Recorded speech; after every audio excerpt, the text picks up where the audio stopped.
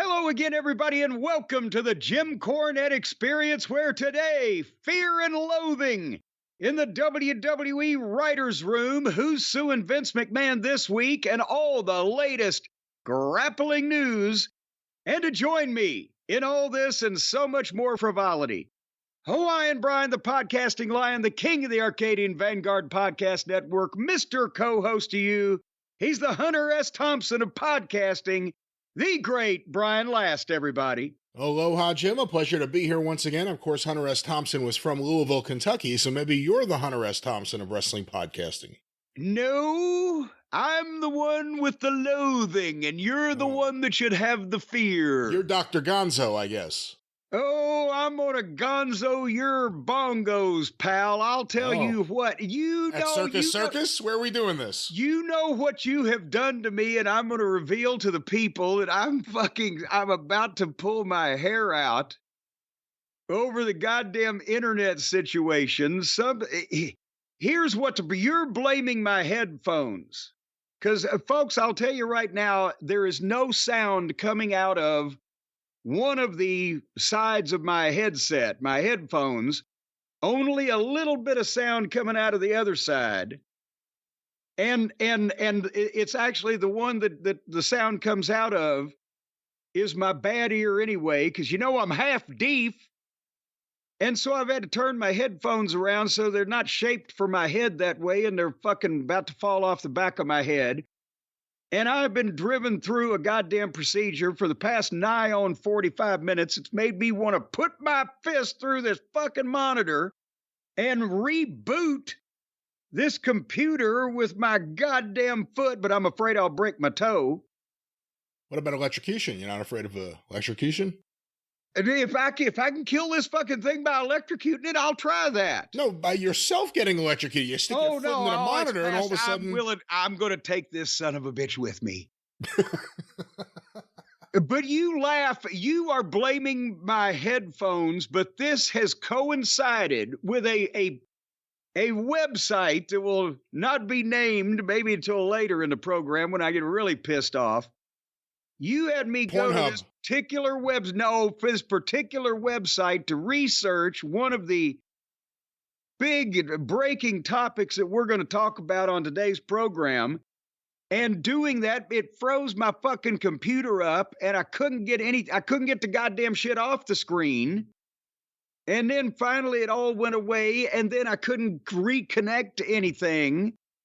And it took forever to click on enough things that would come up that I would be back on the goddamn interwebs. And then we discovered, when we tried to get on and do this thing almost an hour ago, that when I tried to call you, somehow I could only hear, as I've mentioned, out of one side of the headset. And I said, it's the website that you sent me to that has poisoned my computer, because it worked perfectly yesterday. Hadn't been touched since then, except for that incident. So I said, I'm going to restart my computer. So I get down and I fucking punch the goddamn button to turn the thing off, because I know there's a way to do it on the screen, but I couldn't figure it fucking out. So I figure I'll just turn the goddamn thing off with the button, right? It's got a power button on it. And usually when the power goes off and I have to turn it back on, that's the way I turn it back on. And sometimes when I have to turn it off, that's the way I turn it off. So I turn it off that way. But then I couldn't get it to come back on. I try to turn it on about 3 or 4 times. Like, oh, fuck, now it's fucking dead completely. Then it turns back on. Then it gives me the goddamn screen, and I got to do all the bullshit to get into the thing to where it reconfigurates and confabulates, and the wheels are turning, rolling down the river until finally you get all the shit back up to where you can click on the shit again. I didn't go over the people's heads with that description, did I, Brian? Did I get too technical? Rolling down the river? No, I don't think so. And this is frustrating. And I'd like to know what you're going to do about, how are you going to compensate me? What I'm going to do about it? What for poisoning my computer? Wherever you sent me to this place to fucking read this shit, and And that was the beginning of the troubles. And now I can No. barely hear you to begin with. Why am I screaming? Because I can barely hear you. Can you hear me? I can hear you, Grandpa. You're screaming at me. Well, And coughing at my me. voice. I'm losing my voice. Because I'm out of breath because I can't hear you, so I think you can't hear me. It's like Jey Uso coming through the crowd right now. You heard that? No, listen. All kidding aside. Do some of the show. I'm out of breath. All kidding aside, it's not me. It's your computer. Well, what? No. Yes. Because it was working fine till I went on that website, and that website, clear as day, it said not responding and all that fucking screwy shit that fucking goes on. For the record, the website was not any kind of nefarious website. It was a nationally known news site. Yeah, but it's not one that I ever get. I had my news that I was reading up on that subject on another nationally known site. But oh no, we should look at the same thing. My nationally known site was just popping up and down just fine. How secure is your computer? Are you up to date with your security settings? Well, security updates? For what? For security? I've got the ExpressVPN. They take care of all that thing. The guy comes in here a couple times a week. It's not the way it works exactly. But yeah, no, he's got a big nameplate that says ExpressVPN. I'm certain I appreciate the mention, but this is not how they work on anything. No. Well, nevertheless, why are you trying to avoid the fact that you have now rendered me where I'm at a handicap here on the audio here because you've done something to my computer with this half off-brand news site you had me go to? There is a chance that the website caused computer issues on your computer for one reason or another that would have necessitated a restart, which is what you did. The headphones are a separate issue. Yeah. Yeah. You hear out of one of the ears on there, not the other one. I think it's a wiring issue. Hold on. Wait a minute. Hold on. I will grip tightly. I was just making sure that I hadn't gone deaf and was having some kind of stroke. I can hear if I don't have the headphones on. I can hear out of that ear. So that's a good sign. Can you hear this? I think everybody can hear that. Hey, all right. Music brings us together. Anyway, well, speaking of bringing us together, before we go any further with the broadcast today, I can't keep track. The days are blurring, but I believe this will be the last podcast that the folks hear my voice before the election. And last week we covered quite a bit of ground, and I'm not even going to I'm going to be brief, number one. And number two, I'm not even going to talk to anybody who's made up their mind. Because obviously I don't want to talk anybody out of voting for Kamala Harris. And you can't reach. I've just seeing Twitter after the last week. And I think everybody else would probably realize that too. You can't reach the Trumpers anymore. They have left the building. They're not living in the real world. They don't plan on moving back anytime soon. These people are going to go to their graves, however old they are, believing this fucking guy's horseshit. And nothing's ever going to change. Even history books will never change that in their minds. But there are a segment, Brian, and you may have heard of them. Have you got feedback from they're all the same crowd? When they say the politicians, they're all the same. Oh, yeah, of course. I'm not going to vote because it doesn't matter because they're all the same. Which is a ridiculous statement to begin with, but I tell you what, I won't even argue with anybody that feels that way on any of them except this one. If you guys will agree to not even meet me in the middle, but meet me 90% on your side, and just this time, they're not all the same. Nobody can claim that they're the same.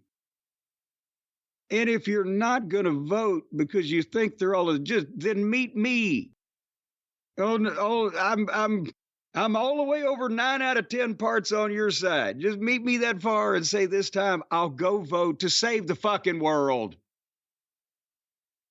Because I know that a lot of people around the world think, well, these Americans and their politics, they're fucking nuts. And we are, obviously.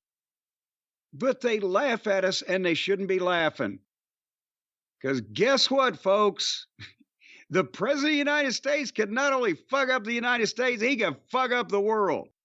And this guy's fucking way out of control.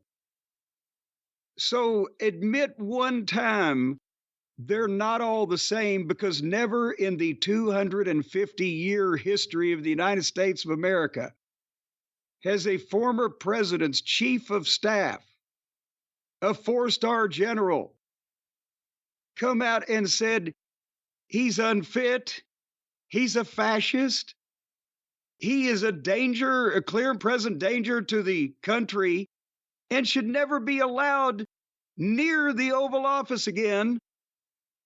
And a dozen of Trump's former administration officials have come out publicly and put their name to agreeing with the fucking guy. That's never happened before, ever, for good reason.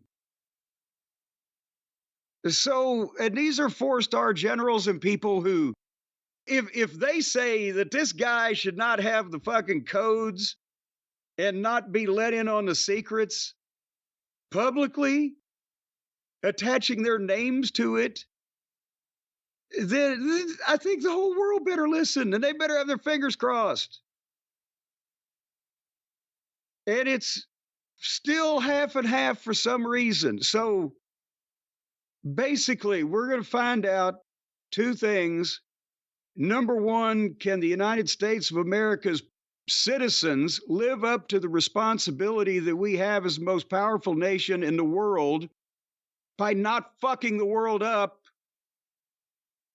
And secondly, and what Mama Cornette used to say, whenever something would happen in the world that this saying was applicable, just remember, there's more good people than there is bad people. And I hope she was right.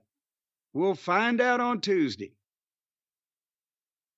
But anyway, before that Trump has potential chance to destroy the national and global economy, while you still got some money and you're going Christmas shopping, do it at JimCornette.com.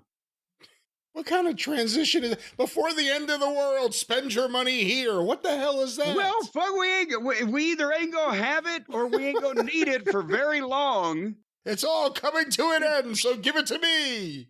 Well, hey, I'll tell you what. Fuck, if he loses, I'll give it all back. Well, don't commit to that. That's a bad business decision. Don't commit to anything. Well, I could send him back in corny coin. Oh, no, we're not legally allowed. We went through this off air a while back with the attorneys. We're not legally allowed to distribute, disperse, have anything to do with any sort of currency or bullshit currency, such as corny coin. So we got to go through the people at Mint Mobile and their subsidiary Mobile Mint. Again, that's another thing that's not real. There's no Mobile Mint, or at least there's no Mobile Mint applied to Mint Mobile, who has nothing to do with this. Well, then who had those printing plates and that green ink in the trunk of that 78 Oldsmobile? That was Blackjack Mulligan. Oh, okay. I'm saying, actually, he got that payoff from an independent show. Oh, I said, what'd you do? Sell out the Orange Bowl? It was $2 million. But anyway, if you've got $2 million, then even if it's phony, send some of it to me. I'll figure out something else to do with it. But at JimCornette.com right now, the holiday sale is going on, including the last ever Jim Cornette action figure. Because once again, if things go the wrong way, I'll probably be outlawed and stuck into a gulag or a stalag or one of them I'll have a log stuck in me. So anyway, just help a brother out, as Tracy Smothers would say. Do your Christmas shopping at JimCornette.com. If you've already ordered a figure, we believe by around about the time you're hearing this, in the next 7 to 10 days, everything we should be through our backlog. And remember, there's less waiting on a non-figure order because they're easier to process. And the big weekly sales are coming up every week in November. Another fine item is going to be on sale. And if you've entered your email address on the homepage at jimcornette.com down to bottom, you will get email notifications of how much money you can save on that week's particular feature item. Only at, from, and with jimcornette.com, now with Hotchkiss Featherbottom. Soon to feature show used computer equipment. Well, you know, how many pieces you think I could break this son of a bitch in and include them? Anybody who spends over $50, you get a hunk of my fucking former computer. Why do you think that's the way to go? I think maybe selling it as one piece, you can get a bigger amount of money. You think breaking it up and not even selling it, but doing it as a giveaway? Well, yeah, because I'd rather take a sledgehammer to this son of a bitch for all the fucking frustration and aggravation and prostration it has cost me than actually have somebody buy it and pay me money for it. I want, at some point, take a hammer to this thing. Well, stay tuned to jimcornette.com. You never know what you'll find. You never know what you'll get. You never know what will happen. And you know what? You never know what's going to happen in the wild world of the WWE. All righty, I guess, Brian, it's time that we get down to work here and talk a little bit about the wrestling now. And before we actively talk about the wrestling that's been perpetrated, let's talk about how the wrestling is created. See, I'm a poet and don't know it, but my feet show it because they're long fellas.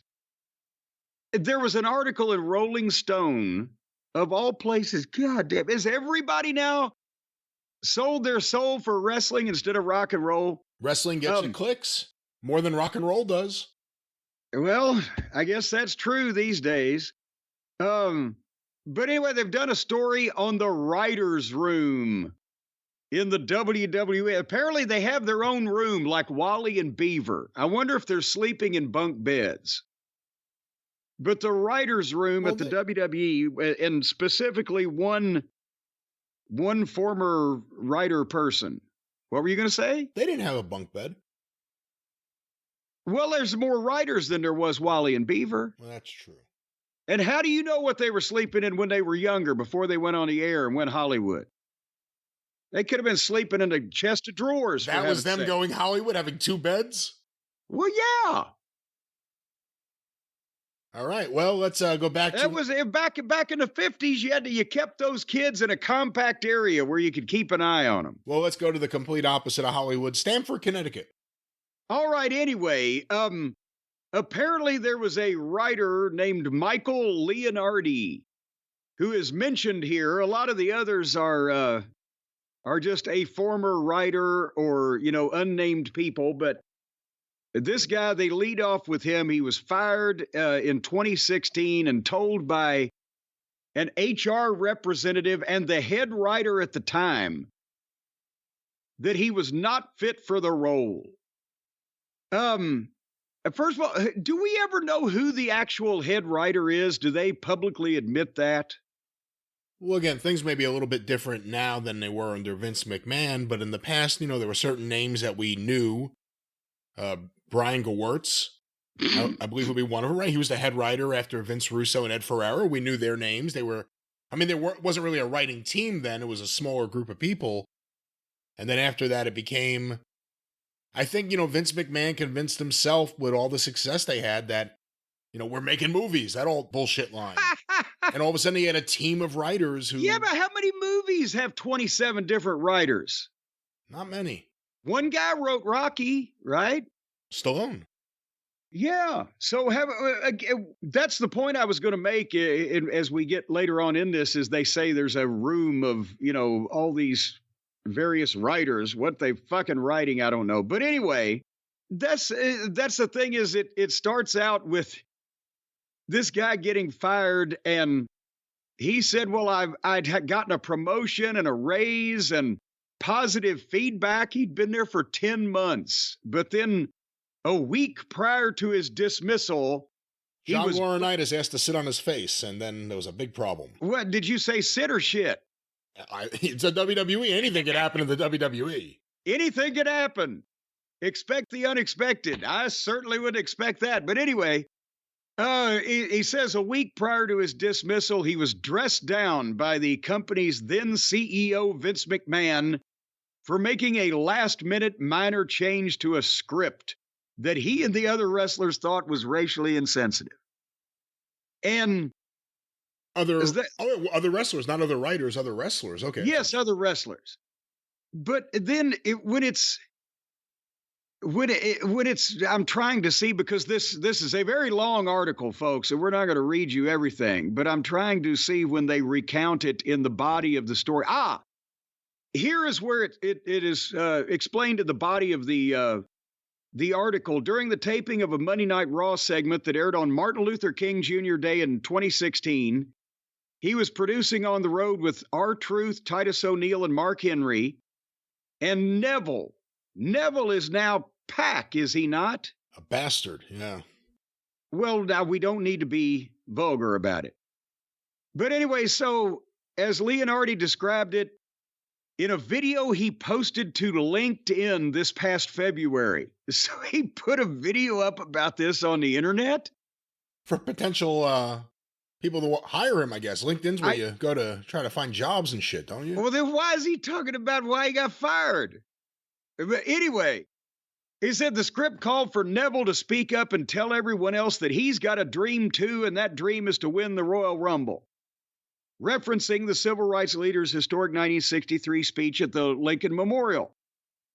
Leonardi says Neville told him he was uncomfortable delivering the line, and with a limited amount of time, there usually is, the bit was changed so that R-Truth said the line instead.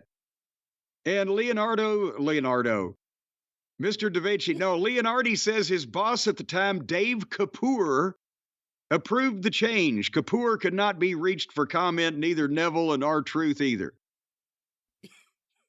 But anyway, after bringing the change to McMahon's attention, he says the boss became furious, and following their confrontation, Leonardi was let go. But a spokesperson for McMahon denied the account. And, wait a minute, that's why the idea of him, wait a minute, the quote from McMahon's spokesperson, that's why the idea of him suggesting or approving the use of a famous Martin Luther King Jr. quote for a punchline to be used by a white British character is so ridiculous, it simply didn't happen. So that... Well, but there's more to the story, because at the top, when they first started the story, again, it's in different parts of the Rolling Stone article, here's what Leonardi said. Vince McMahon turned to me and he said, "So you didn't give me what I wanted?"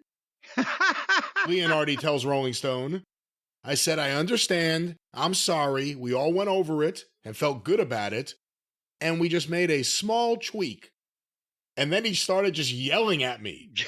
It was such an intense moment. I walked out with my tail between my legs. So they're saying Vince didn't want it, and the proof is in the pudding. It wasn't on Vince's show. And this guy's saying there was a writer's mutiny because they thought it was so racially insensitive. Even Pac did, and Vince McMahon was upset about it not being used. Well, but the funny thing to me was two things. Number one, that of all the blatantly outright offensive and horrible things, you know, he had people punt babies. I mean, of all the things that Vince has done and said, or had done and had said by people, that this guy was, you know, over this, right? It wasn't that fucking extreme. And secondly, there is something, Martin Luther King Jr. Day is a big deal to Vince McMahon. And if you notice since the 90s, I don't know when they started doing it, every time that Monday Night Raw falls on that day, it's always on a Monday, but there's a graphic every year. And there's some type of recognition every year. And I bet you this was a thing like Vince got with other things, where it was in his mind that this is exactly the thing that needed to be done for this thing that means something to him. and somebody changed it, and whoa, boy, that ain't gonna fucking fly with Vince McMahon. However, And it's this an guy awful just idea. walked However, right into it. it's an awful idea. We can Well, admit many that. of Vince's were. Having But Pac that's say, what I have a dream on Martin Luther King Day is a bad idea. Anyway, you slice it. Well, or actually, And he was a babyface, wasn't he? well, I assume with these other baby faces, but point being, whether good, bad, or indifferent, putting those things together, I get if they always say that Vince's personal ideas and his personal things or his pet, those are the things that he cares the most about. Remember, if he wanted to produce LA Knight as a fucking male model manager company, whatever the fuck, personally, those are the ones that can get really fucked up or he can get really mad over, is what he told somebody to do personally. So and this guy walked into it like a helicopter blade. When you were working on the writing team, when you were helping book the show, was there ever a point where Vince reacted in any negative way? Because the same reason here, I didn't get what I wanted. Something like that someone else produced that was out of his hands, that he saw the finished product and he was, or something live that happened, just something where he didn't get what he wanted. Oh, yes. Well, I mean, every show, you would see him, he would have the pen and he'd throw the pen down, or he'd look over the fucking glasses on his nose or whatever, or roll his eyes if he's sitting at the monitor watching. I mean, that happened to some degree, in every show, and it happens to everybody that's producing a show in every show. But here's the thing about the writer's room. And before I even say this, let's go a little bit further to just pick some things out of here that people are saying. The majority of the writers asked to remain anonymous out of fear of retribution from the WWE, their former colleagues, and rabid wrestling fans. Number one, what do they think? They were a writer on the WWE television program 5 or 10 years ago for fucking 6 months, and they're going to put a hit out on them? You'll never get out. You're never out. You're always in. Fear of retribution. If you're not currently wanting your head. If you're not currently in the wrestling business or want to be in the wrestling business again, and where would any of these writers go to stay in the fucking wrestling business? Nobody else wants goddamn miscellaneous fucking TV writers. But why would you be afraid of retribution?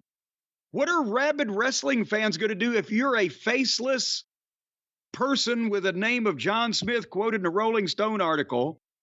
How are the wrestling fans going to track you down and take a stick to you? What?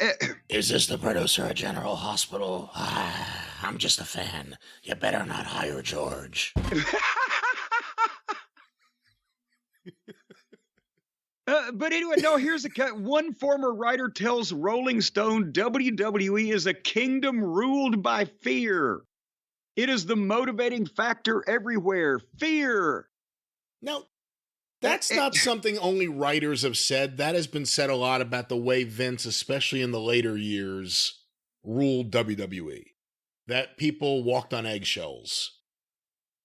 Right? I mean, you've heard that before. Yes. And, if again, you don't want to get heat with the boss, right? But I'm just talking my experiences. This is I know he went nuts. We established that.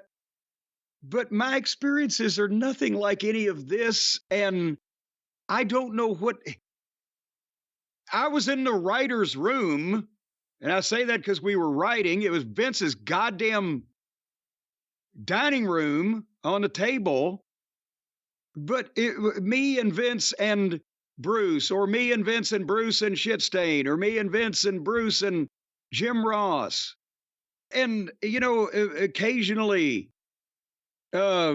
somebody might wander in like Pat Patterson or, whoever that would stop by. Who just wandered in? Oh, it's Pat Patterson. Just wandering the streets. Pat wasn't writing the TV at that point, but he would stop by when a pay-per-view was coming up and we were talking about finishes or something.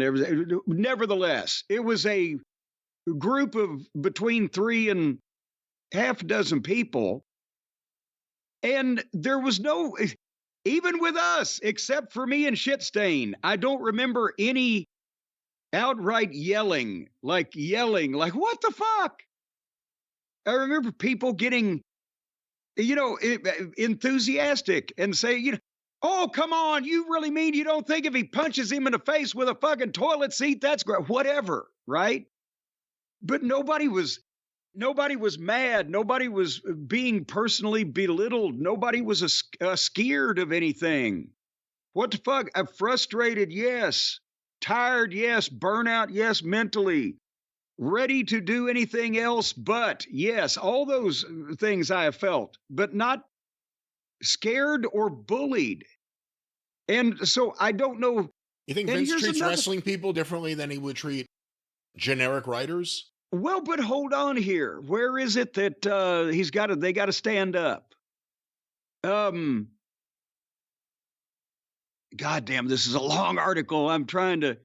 With the 6 writers who used to work at WWE tell Rolling Stone they regularly witnessed or were on the receiving end of verbal abuse. The allegedly hostile conditions permeated not just the writer's room, but the company in general. Everybody was getting yelled at all the time in the room. It was more saying shit that was humiliating or mean that was then couched as a joke, but it's a nasty joke. Now is somebody joking with somebody and they're just pissed off and they don't like it. Read the rest of the quote. If you're being targeted in a room, nobody stands up for you, but that's because if they do, they'll get the bullet in the head. The bullet in the head, too. You don't stick your head up out of the foxhole for anybody because nobody wants to take a bullet. I don't. Jesus. Good Lord. I had no idea it was so intense.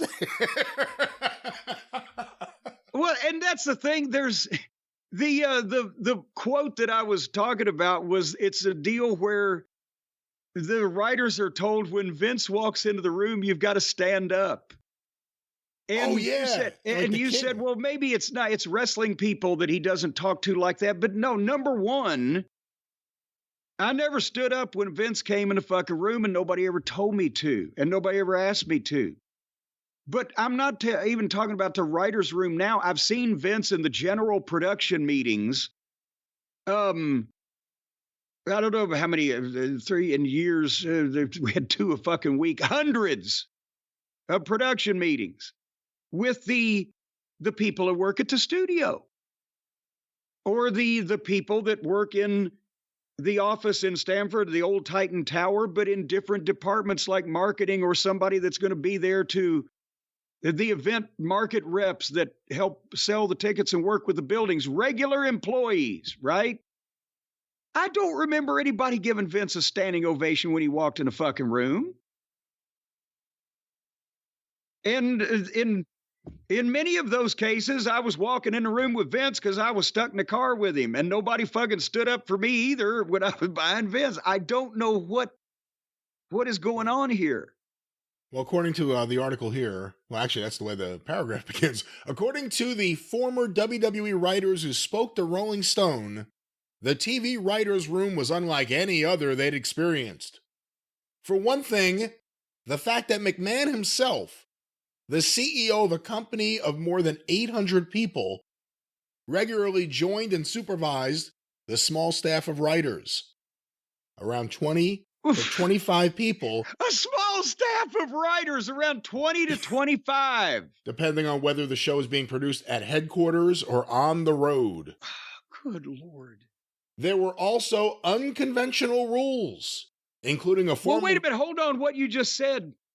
They thought that Vince McMahon was not going to be in charge of the booking of the WWE? How did they make it after the first 24 hours under that ridiculous assumption? What the fuck? There were also unconventional rules, including a formal dress code. In a document detailing the dress code obtained by Rolling Stone, the company required men to wear suits and women to wear skirts, dresses, or pantsuits. In addition... Okay, hold on.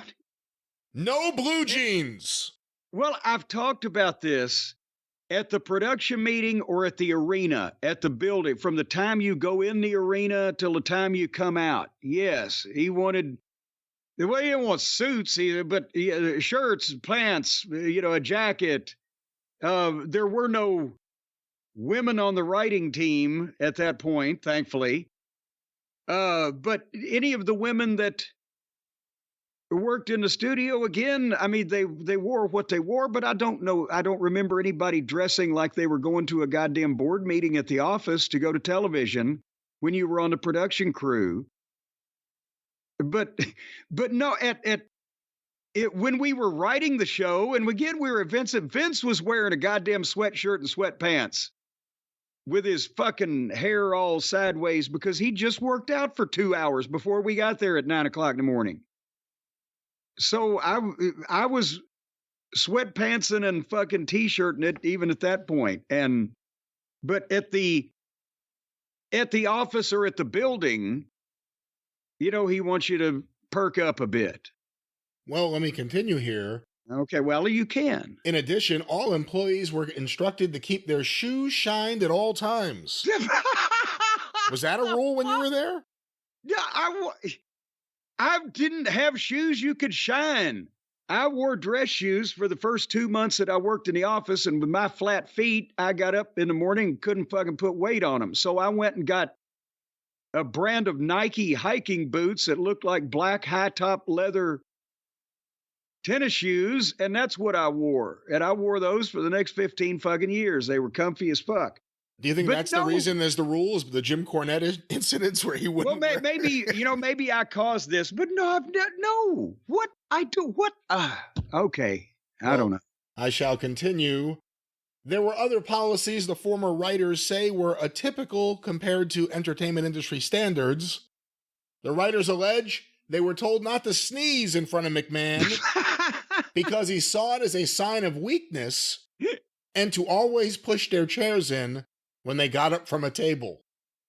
Well, now that's just good manners. Yeah, it's just manners. I don't know what the problem is there. Who's the jerk leaving their chair out?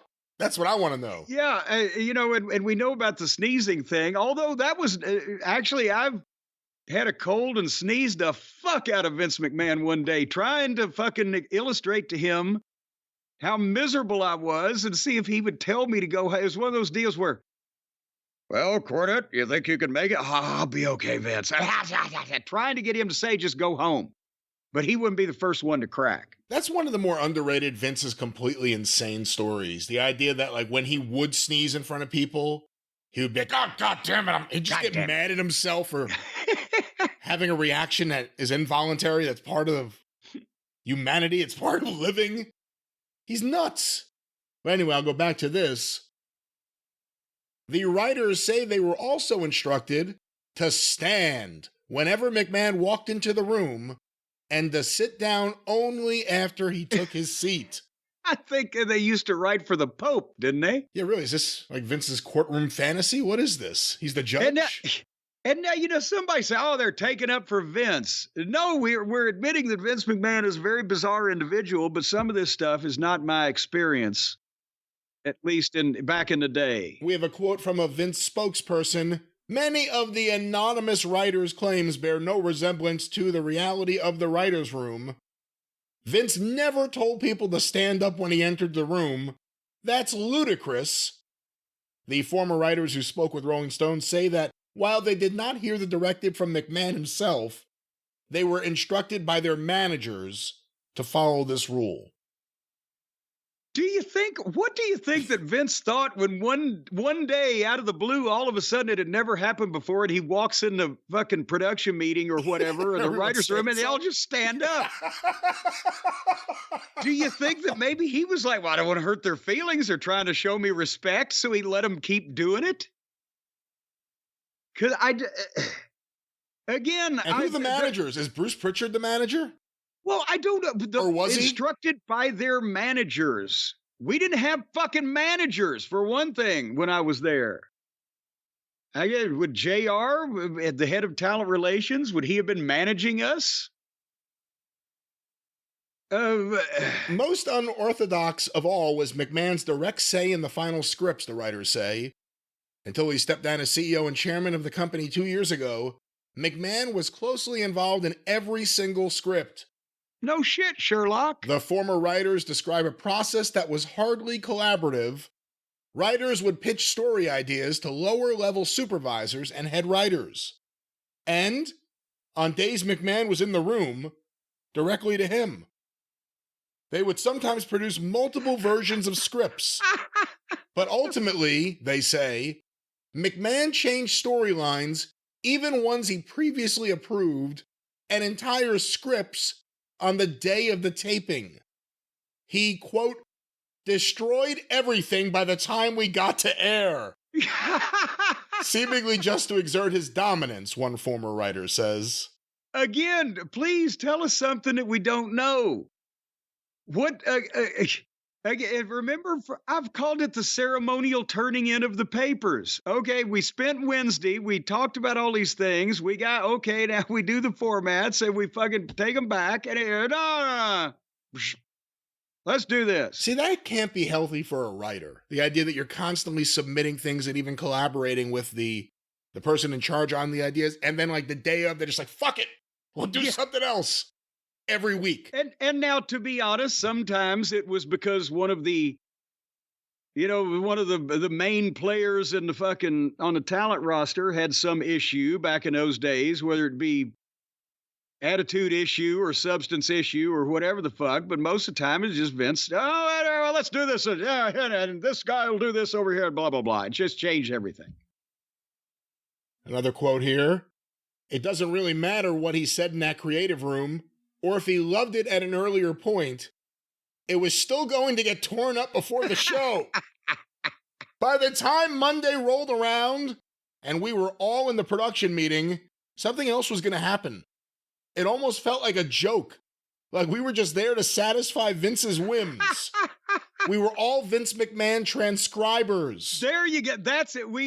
And that's the point I've been trying to make. And I've used 18 million words over the course of the years, but that's the best description. You don't take a job as the booker or even as a booker in the WWF. You at least maybe now you might, but then you didn't when Vince was around. You were a Vince McMahon transcriber. You started with his murder mystery, with him figuring out who was getting killed and who the fucking perpetrator was. And you filled in all the scenes where they used the fucking phone booth at the drugstore. I think Vince enjoyed the manipulation. He liked changing things. He liked keeping people on their toes. I genuinely felt like this isn't to benefit the show or the storyline. Vince just really enjoys making people squirm. Okay, here they've gone too far. Because no, it was always, it's what Vince thinks will help the storyline or benefit the show. And he's changed his mind again, and he knew he was omnipotent, but he wasn't making the show potentially worse or just to make people squirm. That was not happening. It's just that he knew better than anybody else did, whether he did or not. But still, knowing how he dealt with people, you don't think he was dealing with some of these writers and he enjoyed kind of fucking with them in a way?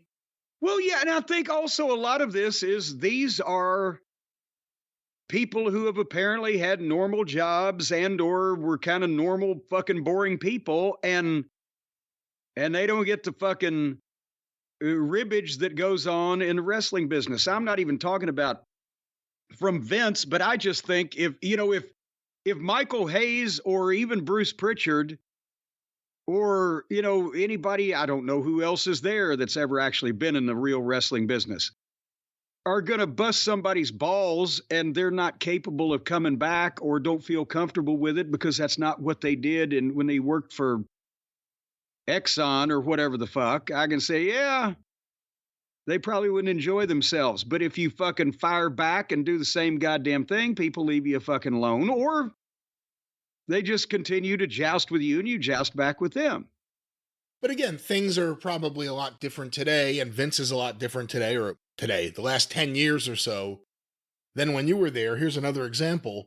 Well, this is coming up, yes. Writers say it was commonplace to wait around the Stamford office late into the night for McMahon to show up to their scheduled meetings about that week's scripts.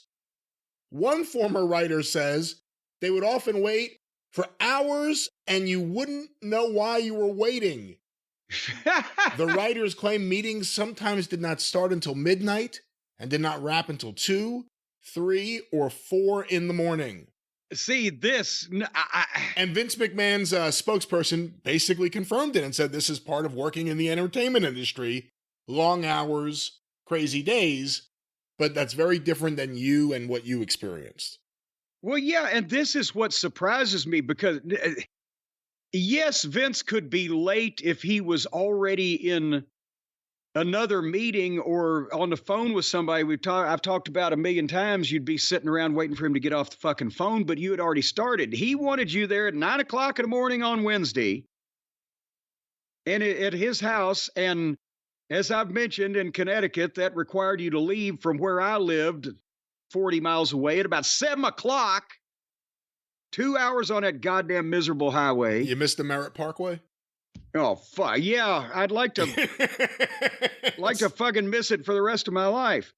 But anyway, when I would roll in about 9:20, I would get the goddamn glasses on the end of the nose and fucking look at the watch or whatever. And I guess this fucking traffic, it's insane. You people live here on purpose. What the fuck? But, no. And yes, that was his house, but if you showed up for a goddamn meeting at the fucking office 15 minutes late, he was going to be sitting there at the head of the table or wherever he was, the meeting was happening, and you were going to wither and die at the glance that he gave you on the way in. And another big difference between what this story's talking about and when you were there, Linda was around. Yes, but goddamn, again, the production meetings. I have a fear if you had to shit yourself and you were 5 minutes away from the building in a car, Vince would let you shit the upholstery rather than stop to be late to the fucking production meeting. Because it was my own company. Can't be late to my own meeting. And he was an early morning guy. All these things started in the morning. We were at the studio in some cases till midnight, but that's because we were doing a live television broadcast. Like the voiceovers for the show. Remember, I've talked about that, how to make it more topical. When Raw was first transitioning to live every week, they would have the show taped, but we would do the commentary live in the studio on the feed. And that way we could talk about what happened that day. Big fucking whoopty shit, I know, but they were convinced that made a difference. So we'd be at the office all goddamn day, and then we'd go over to the studio and wait for 9 o'clock to roll around. So we would be, but he would have been working the whole day. He never started shit at midnight because he'd been working since 7 o'clock that morning. So I don't know what the fuck is going on here now. It wasn't just McMahon who was the problem, the former writers say. One former writer says that while they didn't have any negative experiences with McMahon directly, they thought the other writers in the room who were in positions of power could be bullies, motivated by fear of upsetting McMahon and losing their jobs. Those who demonstrated this type of loyalty to McMahon tended to be avid fans of wrestling who spent their careers inside the world of WWE, the writers say. Well, now wait. Now that's interesting. Avid fans of wrestling, or... Is that Bruce? Well, see, that's what I'm saying. I don't think you could call either Bruce or Michael Hayes avid fans of wrestling first and foremost, but instead of, veterans or professionals or whatever. Are they talking about, was there a section of the writers that were actually fans of the business and another section like that Alexandra Pepperday that had never fucking seen wrestling before and didn't know shit from apple butter about what it was about? And there was a divide there. I can see that. But again, bullying amongst the writers in the writers' room because they're jealous of the other fucking guy or whatever. Well, there's too many of them, for one thing. And secondly, who is this scared of losing a job that's apparently this miserable? Well, speaking of that term miserable, let me continue on about the miserable people in charge. Okay. Those people were the most miserable people I've ever worked with. But that's where a lot of them had worked their whole professional lives, and that's the only game in town. They didn't know what it was like working on a regular television show. One former writer claims they witnessed a colleague in a leadership position tell another writer something to the extent of, "I wish your dad pulled out and came on your mom's tits instead of having you." That sounds like Michael Hayes. That sounds like a Michael Hayes.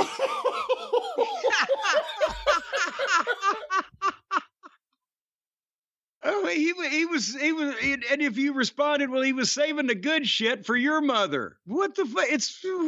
God damn it. Yeah, that's the thing. To something like that, you respond, you jab them back. It's words. Come on. This was like good old boys locker room talk, the former writer says. The more somebody was promoted and the closer they got to the innermost circle, the more volatile it got. And the more you dealt with some of those good old boys. That's absolutely Michael Hayes and Bruce and maybe someone else we're not thinking of, but... I'm trying to think of who is a legitimate wrestling personality and has ever actually been in the real business and is on the writing team in the WWE, because the producers that used to be wrestlers, they don't get in the writer's room, do they? I don't think so. Or not considered writers. So what?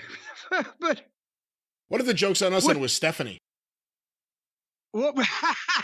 one of the writers compares the WWE writers' room culture to a mafia style of leadership, in which if you do one thing, you're pissing off 3 other people who are higher up than you, who are going to chew you out and get angry and seek revenge. But I couldn't understand what the hell was going on because nobody made eye contact. Nobody talked to you. It was so odd.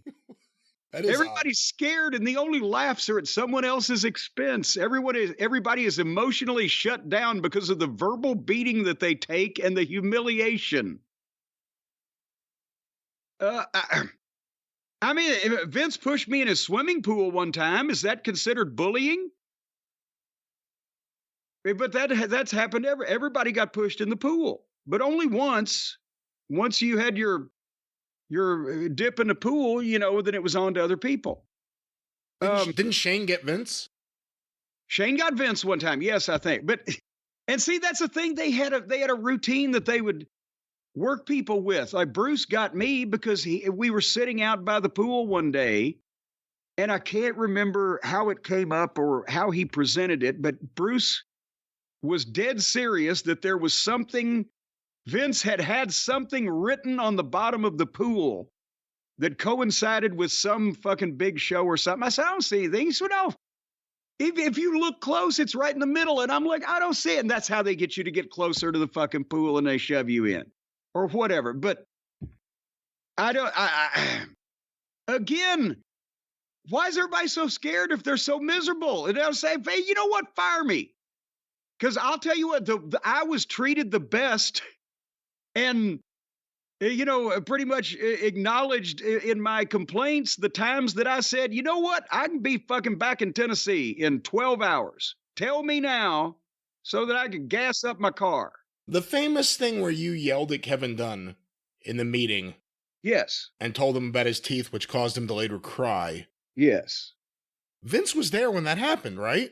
Yeah. I mean, this is an example of a writer's room, technically. You didn't call it no, that was a production meeting. Okay, but there's an example of something Vince is supervising, and there is some sort of... Like, how did he react as it was happening in real time? Well, remember, as I said, everybody that was in the room, and it would have been me and Bruce, and Shitstain would have been there, and Vince, and I think Shane was there, Kevin Dunn, Jim Ross, a couple people from the studio, a couple more people. The only one that didn't start smiling when I first said it was JR because he knew that I was mad from the start. Everybody else thought I was going to bust into some entertaining something. But then when I finished standing up and uttered the words, "I will drag you over this desk and beat the fuck out of you," then everybody's expression soured. But nobody had any time to say anything because that's when I fucking closed up my fucking shit and threw it in my goddamn briefcase and said, if anybody wants to talk about the wrestling show, I'll be in my room. You guys continue on, and fucking left. And then they let me stew. And then, as I've recounted before, Vince, you know what? What did he say to you? That's kind of my point. Well, I'm trying to think the next day. Because I know that I'm trying to say that he wanted me to apologize to Kevin Dunn, but that was at his house the following Wednesday or whatever. But maybe it was at the show then, but I didn't. The point being, I didn't speak to Kevin Dunn. That was a Saturday night. The pay-per-view was on a Sunday night. We did TV, I believe, on a Monday. That may have been before we were doing live TV every week, so we might have done a taping on Tuesday also. But when we got back to Stamford, Vince arranged it where Kevin Dunn could come over to his house so that me and Kevin could sit there privately, and I could tell him I was sorry for insulting his teeth.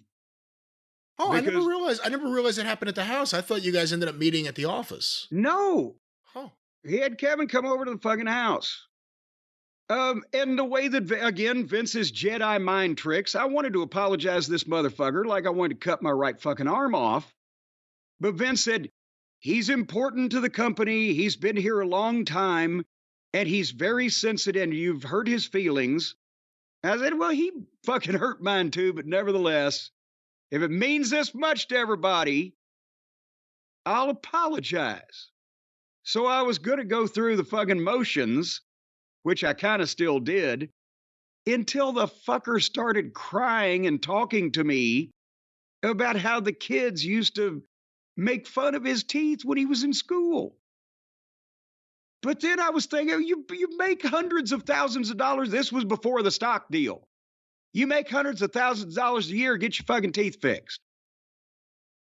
But nevertheless, but no, that was pretty much, in my experience of being there for 3 years, the most heated or aggressive that any meeting ever fucking got. And, and again, I never felt scared, frustrated, fed up, pissed off, burnt out, all of those things. But scared of reprisals. I'm not sure what the fuck's going on here. Yeah, I mean, the only reprisal is you're fired. I mean, really, at the end of the day, that's it. They're not going to follow you home and kill you. Well, that's what they said. They're already ex-employees, scared of retribution. Of what? They got a hitman on call? Is that what Howie the mailroom guy is doing now? Go to this guy's house, kick the shit out of him. Yeah, I'm afraid of retribution because Vince McMahon and his good reputation will call someone up and say that I was the problem. Yeah.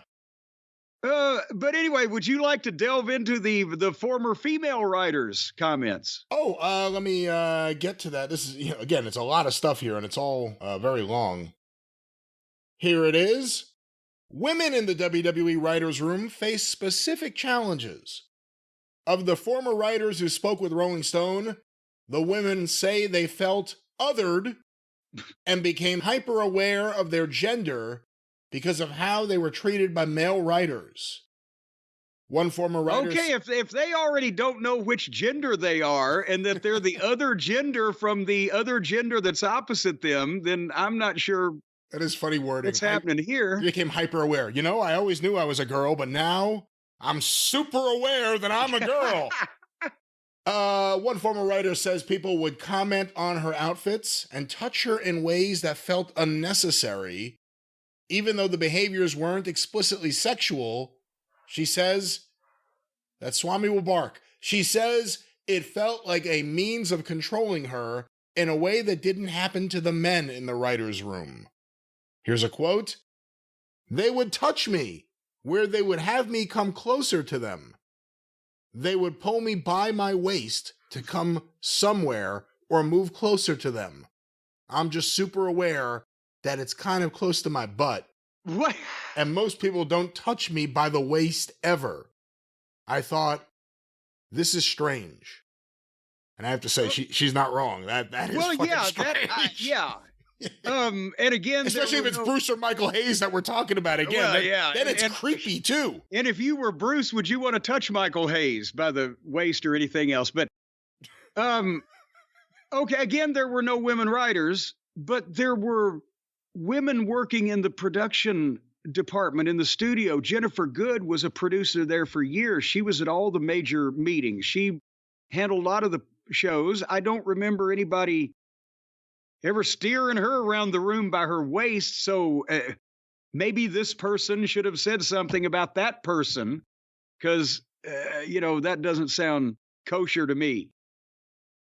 Well, I will continue here with this.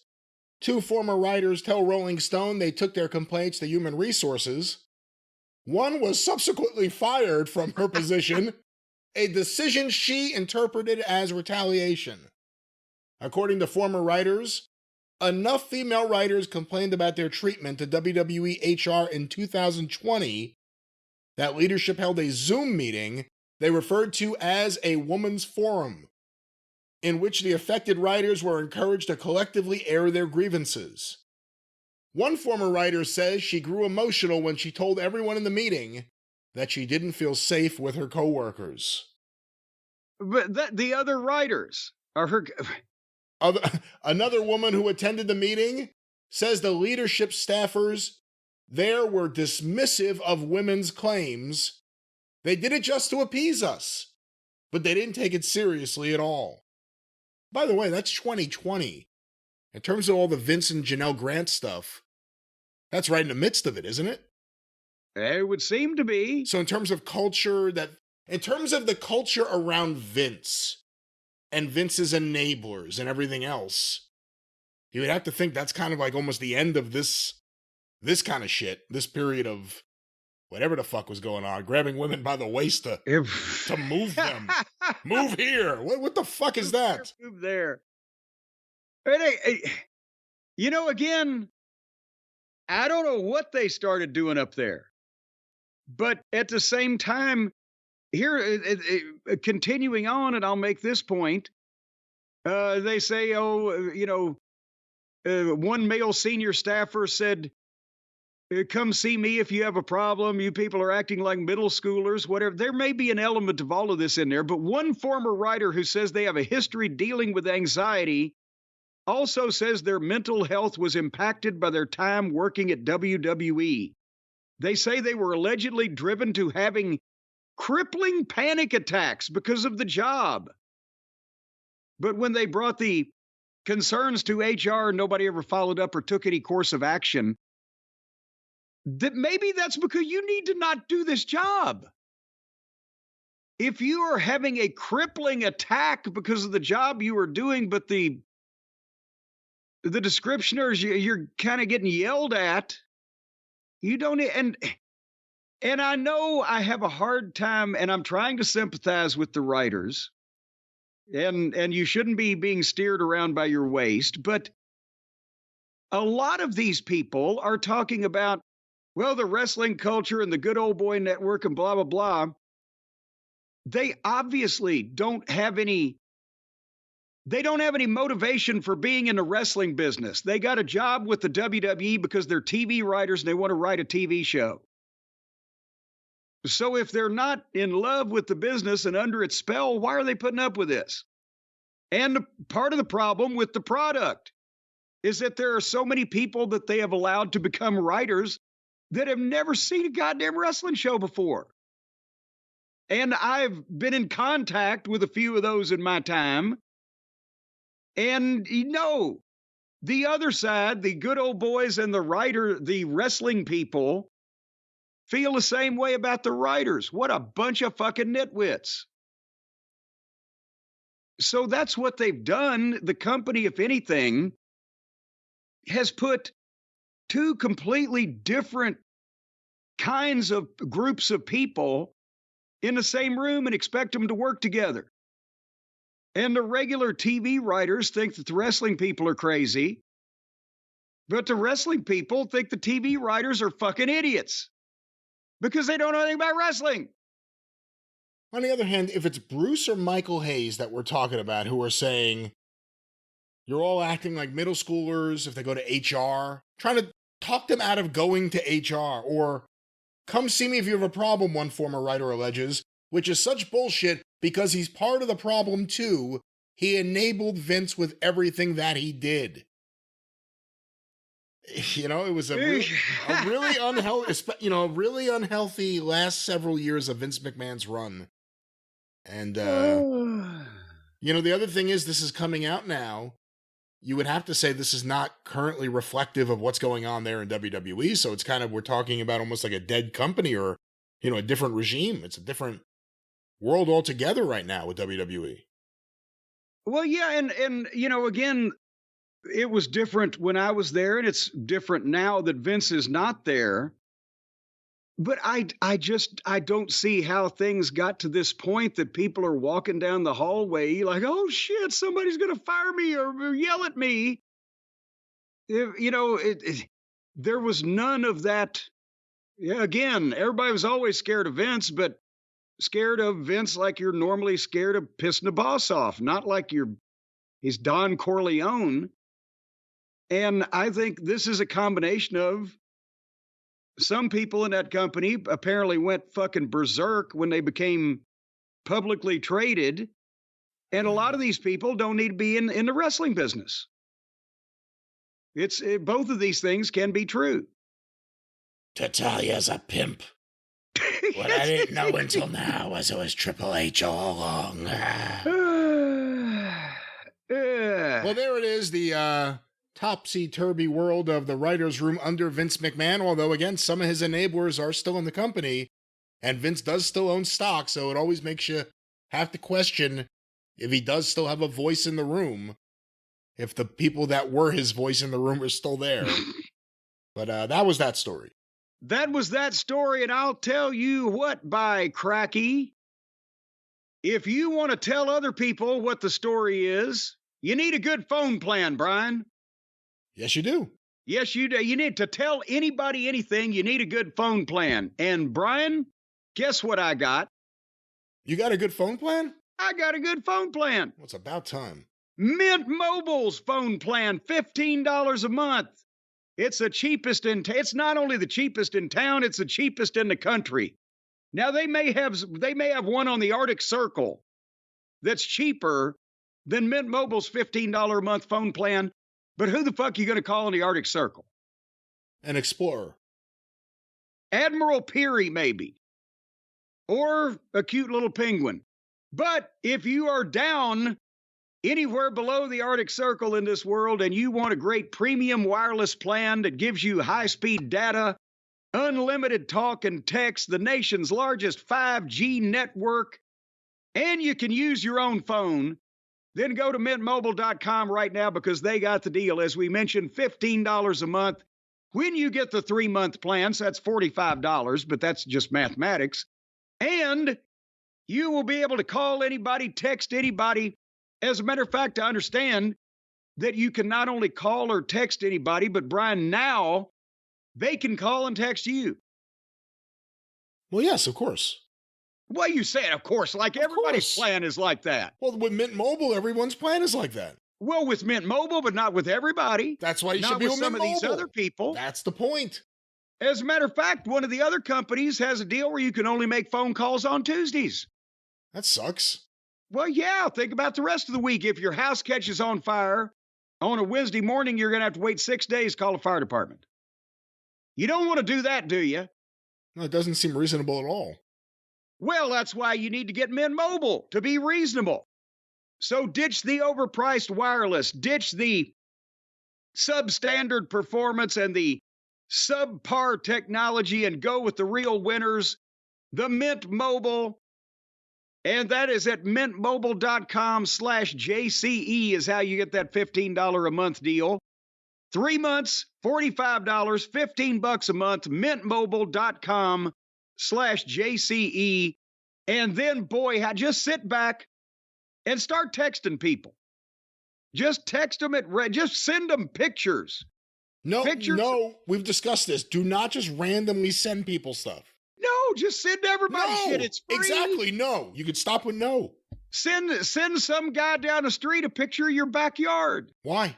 It won't cost you anything, and maybe he'll get jealous. Well, that son of a bitch has a better-looking backyard than I do. Then you start problems. Again, that doesn't help anyone. Mind your own business, folks, with a good phone plan. If that surly son of a bitch walks down the street, then you can use the Mint Mobile phone plan to call the police to have him locked up. See? Well, what if think about that, did you? What if he's got a pretty quick surly strut? Well, in that case, dial 911. Because that's free, too, at Mint Mobile. What if he does the surly shuffle? Well, then just beat him in the head with the phone and call it a day. But even if you do that, you'd still have the great phone plan. You'd still have the great phone plan, just a phone with a dent in it. So anyway, nevertheless, folks, go right now to mintmobile.com/JCE for all of your mobile phone needs, your unlimited plan where you can do anything unlimitedly. You'll have no limits put on you. You'll be one of the no-limit soldiers. mintmobile.com/JCE. Of course, a $45 upfront payment is required, equivalent to $15 a month. New customers on first 3-month plan only. Speed slower above 40 GB on unlimited plan. Additional taxes, fees, and restrictions apply. See Mint Mobile for details. And then start texting people at random.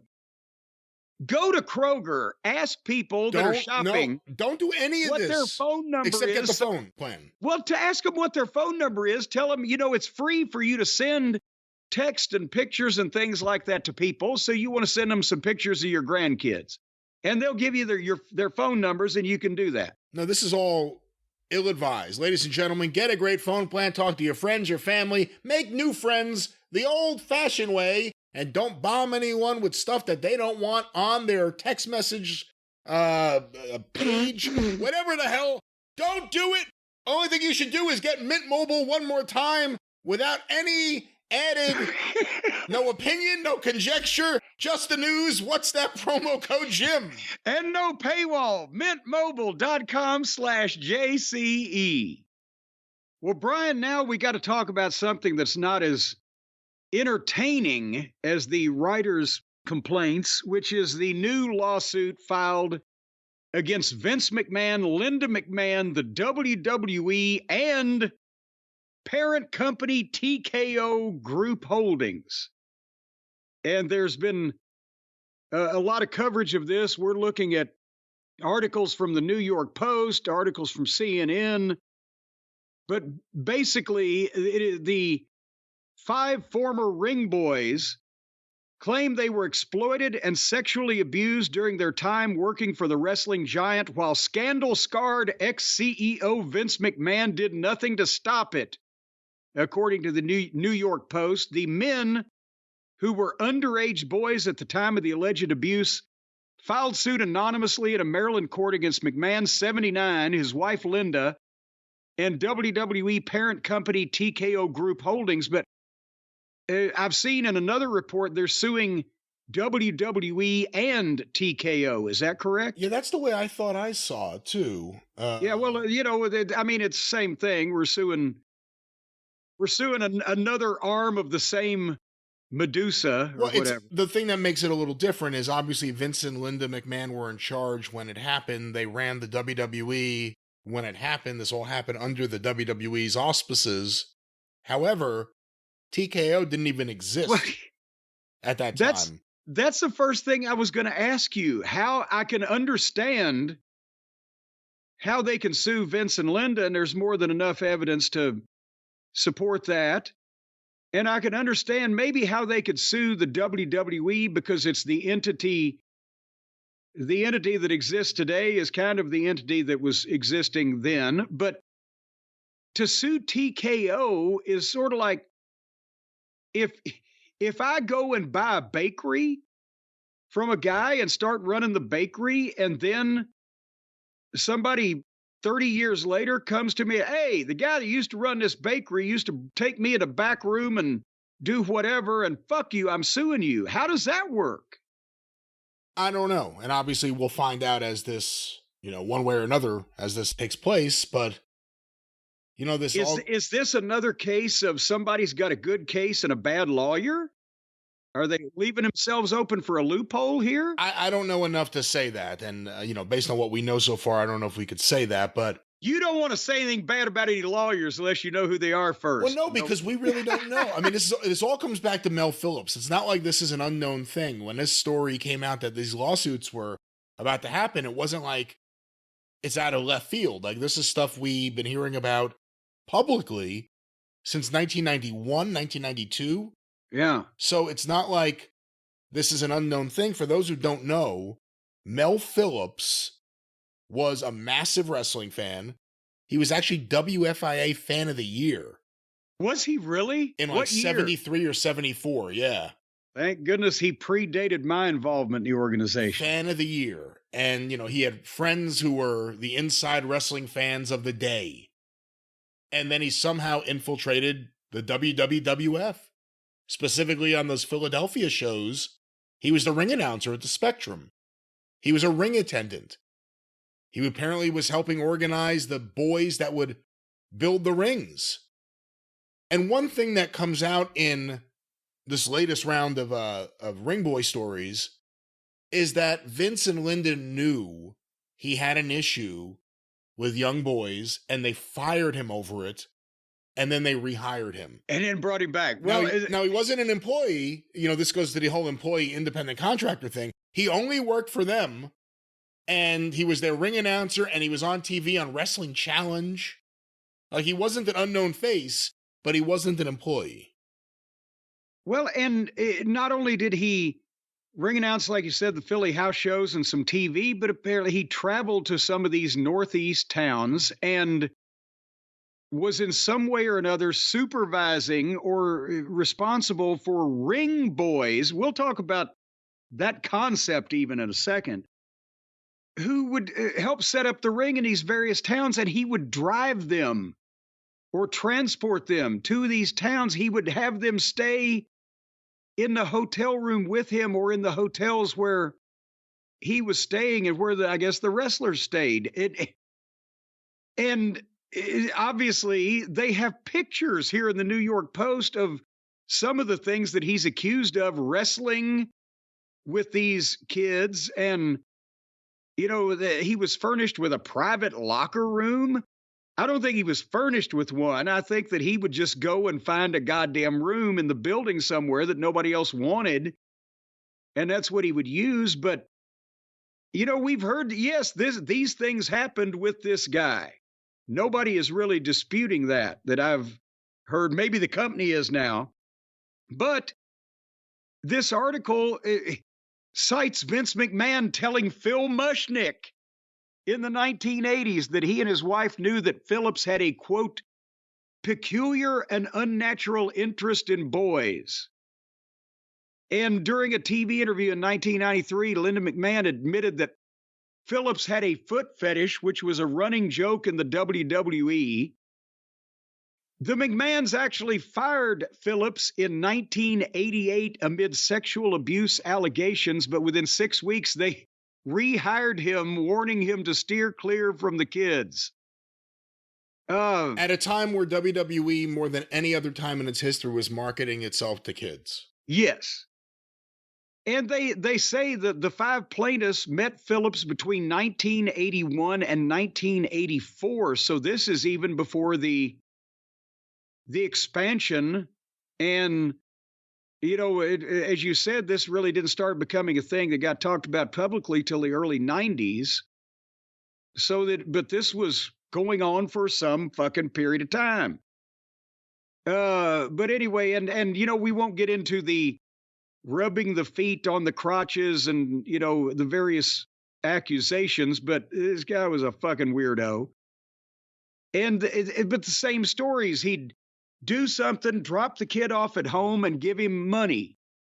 Or he would get him drunk and then get him front row seats or whatever, and then drop them off and give them money.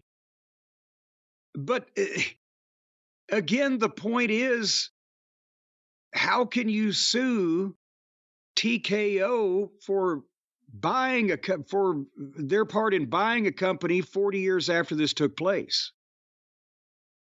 I think wouldn't this have to be a Vince and Linda, because she's on the record talking about it. Even WWE, because Vince and Linda were executives of WWE. So, I mean, you could sue WWE and the two top executives because of their enabling of it, their whatever it may be.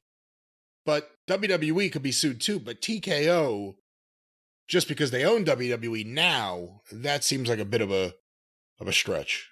Bit of a stretch. But here's what's not a stretch is, why did this kind of shit ever go on? You asked me earlier before we went on the air, well, did they have ring boys elsewhere? And yeah, because you never hear about it. You only hear about it with WWE and the ring boy scandal. Yes. And, WWE had referees putting up rings. Ring boys, I guess, were helping them or just doing it themselves under Mel Phillips at that time.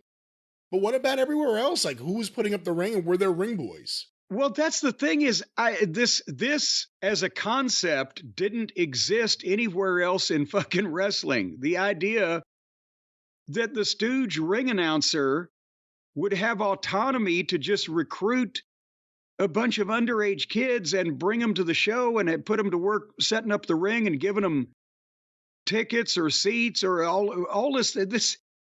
I have never heard of any setup like this in any other wrestling promotion in the goddamn world. And that's why even when I first started hearing about it, in the 90s, the Donahue shows or whatever, I'm like, what the, how did this even become a thing? Because why would you want small underage boys to be carrying fucking 500-pound fucking steel ring posts or giant 20-foot fucking 1x2s, lumber, or the framework of the ring, or just the responsibility of putting up the ring that everyone's going to be working in. The responsibility of that. Why would you transport these people from out of town? What were their parents doing? You're going to go with this fucking shady looking guy out to Poughkeepsie.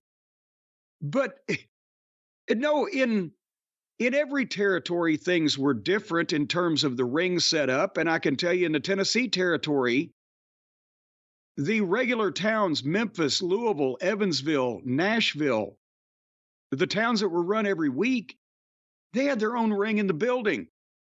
Instead of hauling one, up and down the road and setting it up every week, you knew you were going to be there every week. There was a ring in the building. And in Louisville, it was the Louisville Gardens maintenance crew, old Alvin, and, some guys that he would find that would set up the ring before the boys even got there. And now I saw him a few times, the guys he had helping him, and they were way long years away from seeing the sunny side of under 18 because it's heavy fucking metal and steel and lumber. And the idea was you wanted guys that could fucking help you. And in Evansville, same thing. Some people with the, oh, God damn it.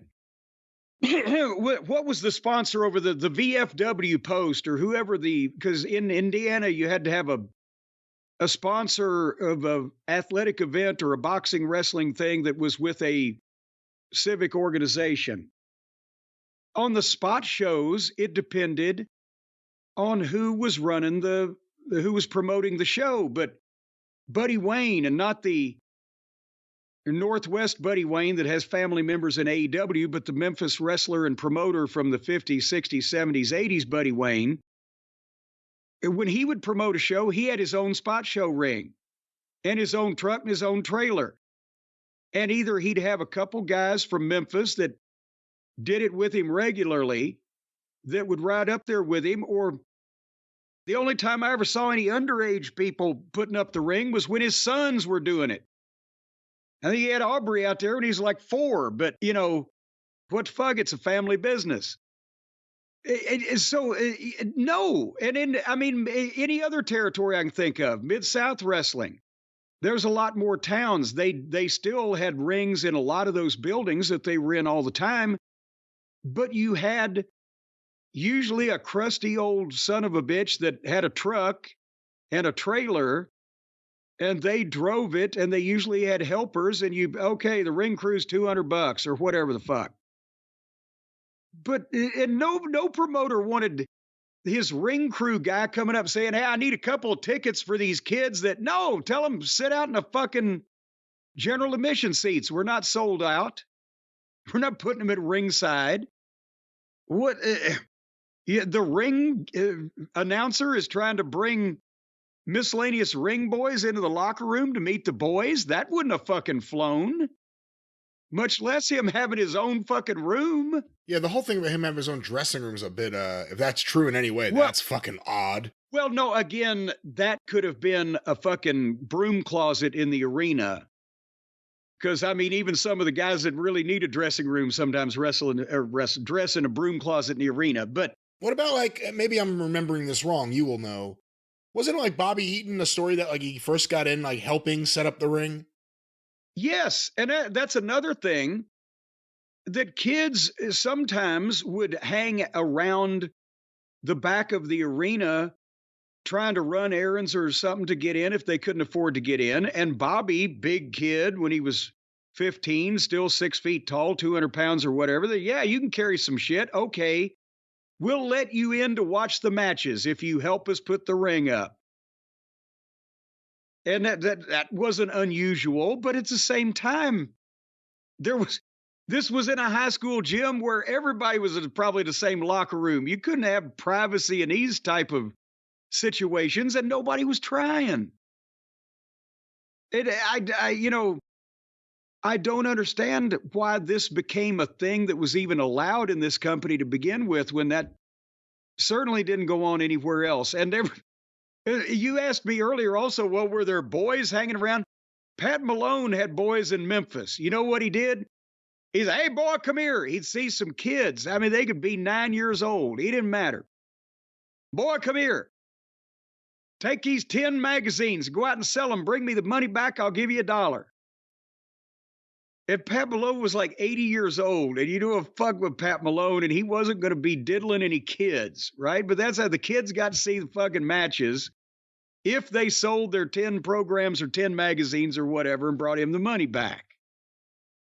But this is just insane.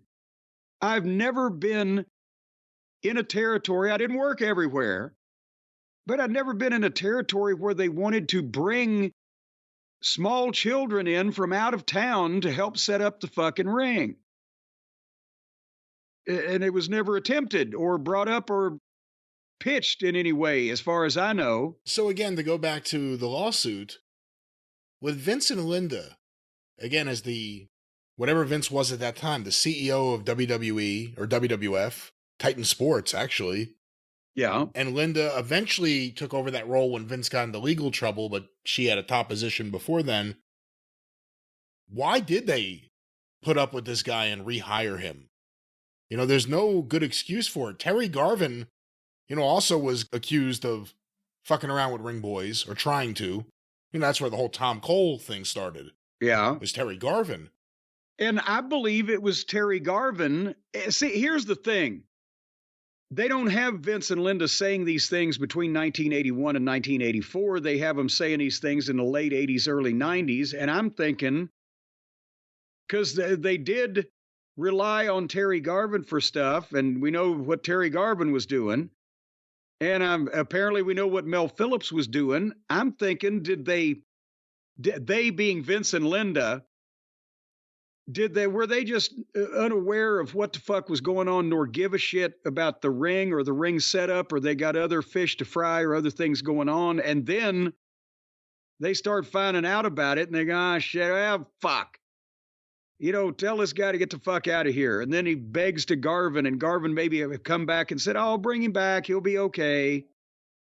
And then all the shit hits the fan. But I don't know. They went into business together. I saw the business cards once. After they got fired by WWE, Garvin was an employee, I believe. Oh, actually, I don't even know if that's the case. He was an agent, he was a producer, but I don't know what I don't remember exactly, but him and Mel Phillips got fired, and like they started another wrestling company. It didn't do anything. Like in New England. Yeah, they did something in New England. I saw the business cards one day. But see, that's the thing, in hindsight, when Gorilla Monsoon would make the joke, well, he went behind him. He must have gone to the Terry Garvin School of Defense or School of Self-Defense. And it looks bad. Everybody knew about Terry, but nobody knew. Well, I won't say nobody. Everybody knew about Terry Garvin, but not a lot of people knew about what Terry Garvin and Mel Phillips were doing with these kids.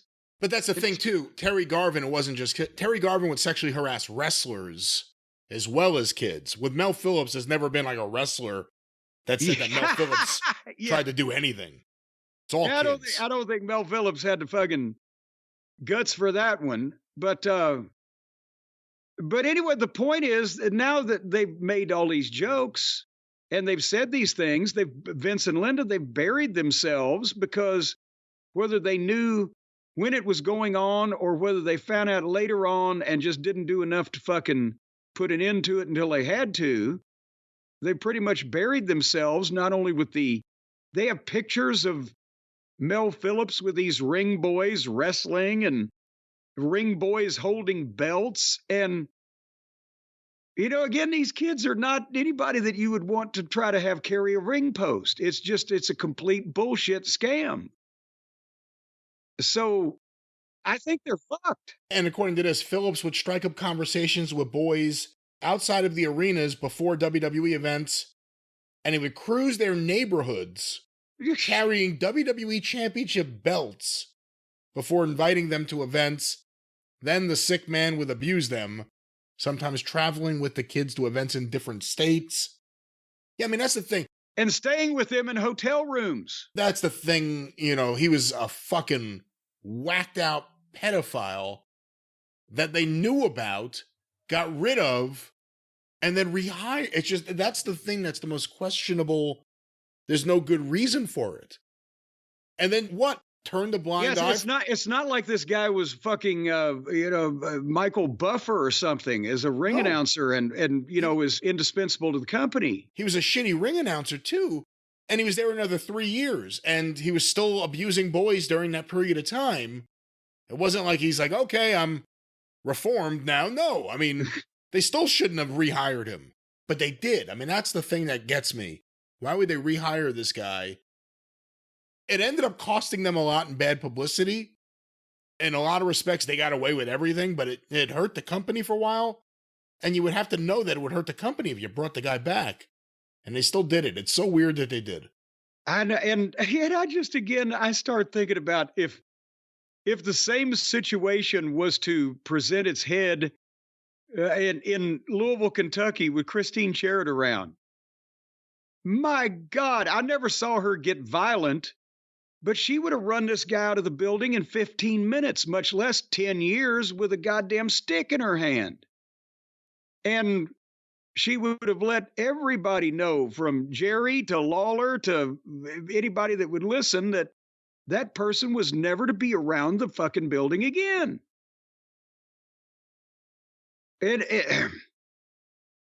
But yeah, no, ring boys didn't, again, kids that wanted to get in the back, that were hanging around the back of the building, whether it be a high school gym in Tullahoma, Tennessee, or the Memphis Mid-South Coliseum.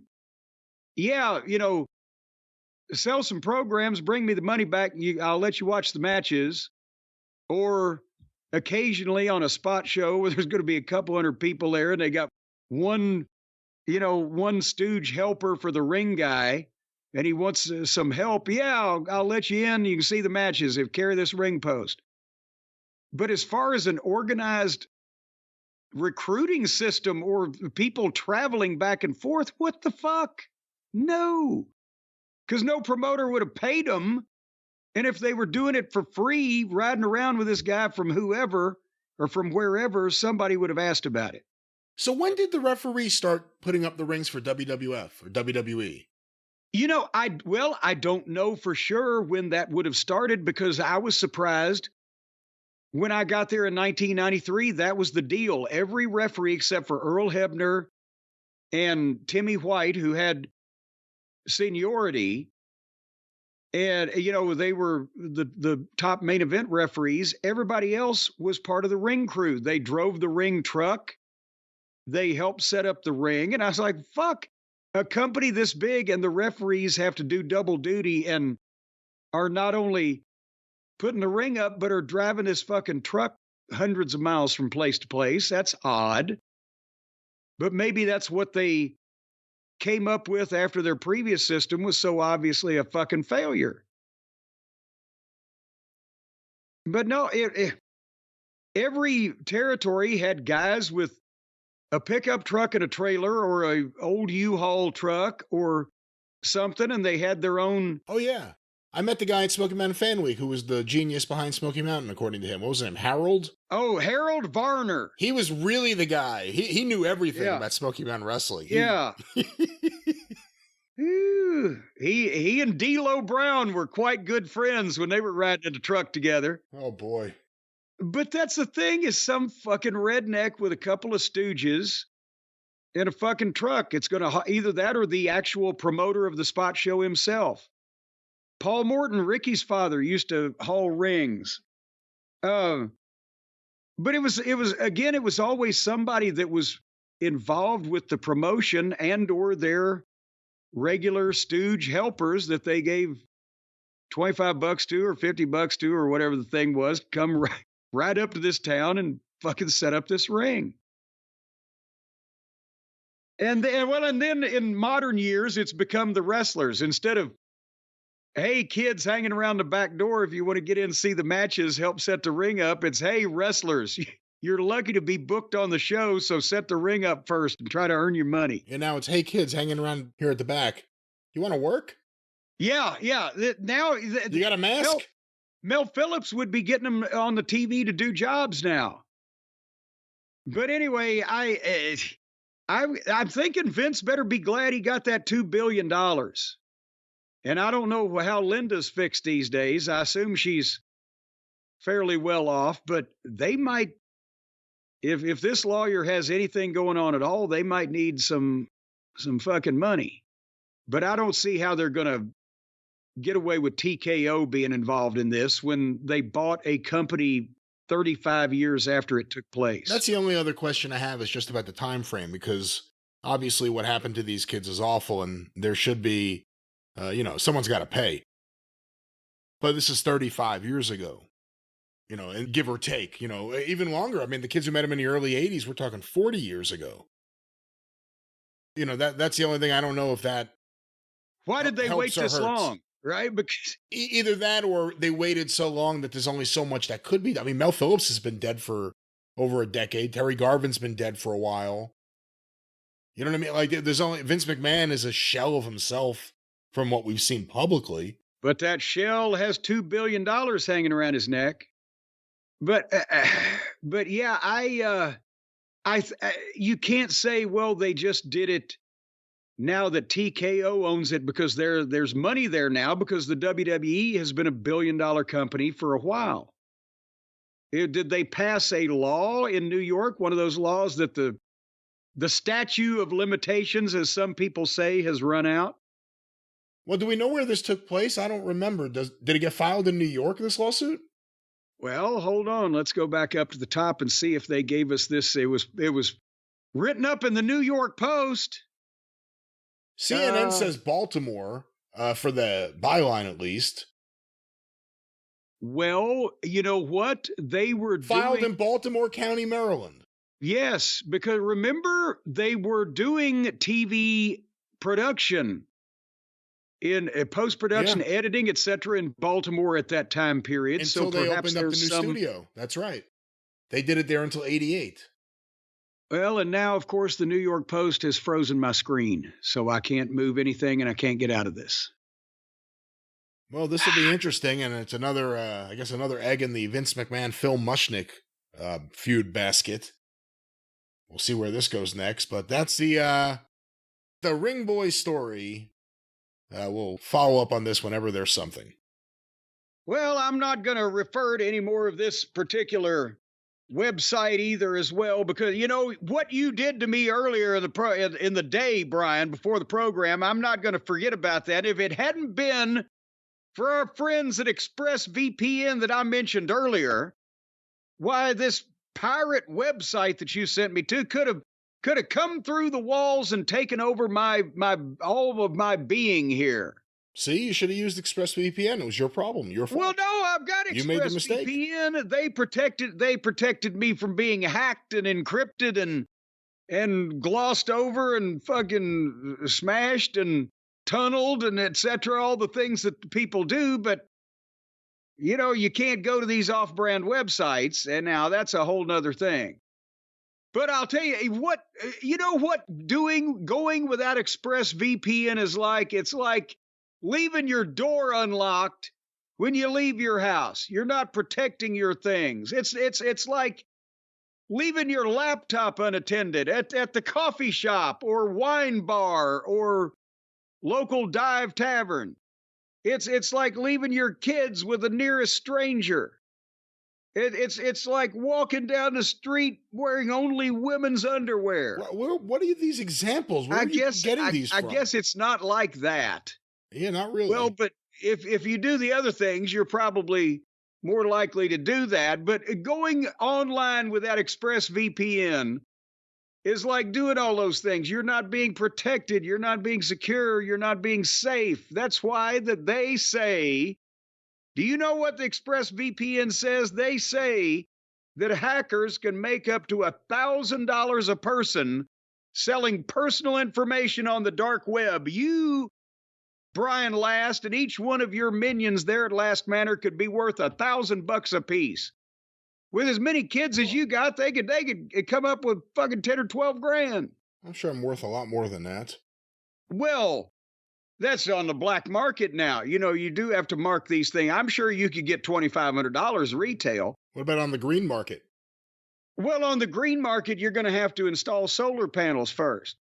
But it doesn't take much technical knowledge to hack somebody.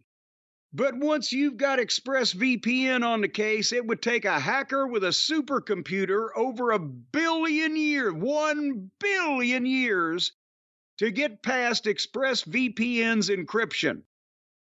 So you got to have a dedicated son of a bitch that is willing to work 1 billion years to make $1,000. I think we can all agree with that, can't we, Brian? No, I mean, we can all agree with what?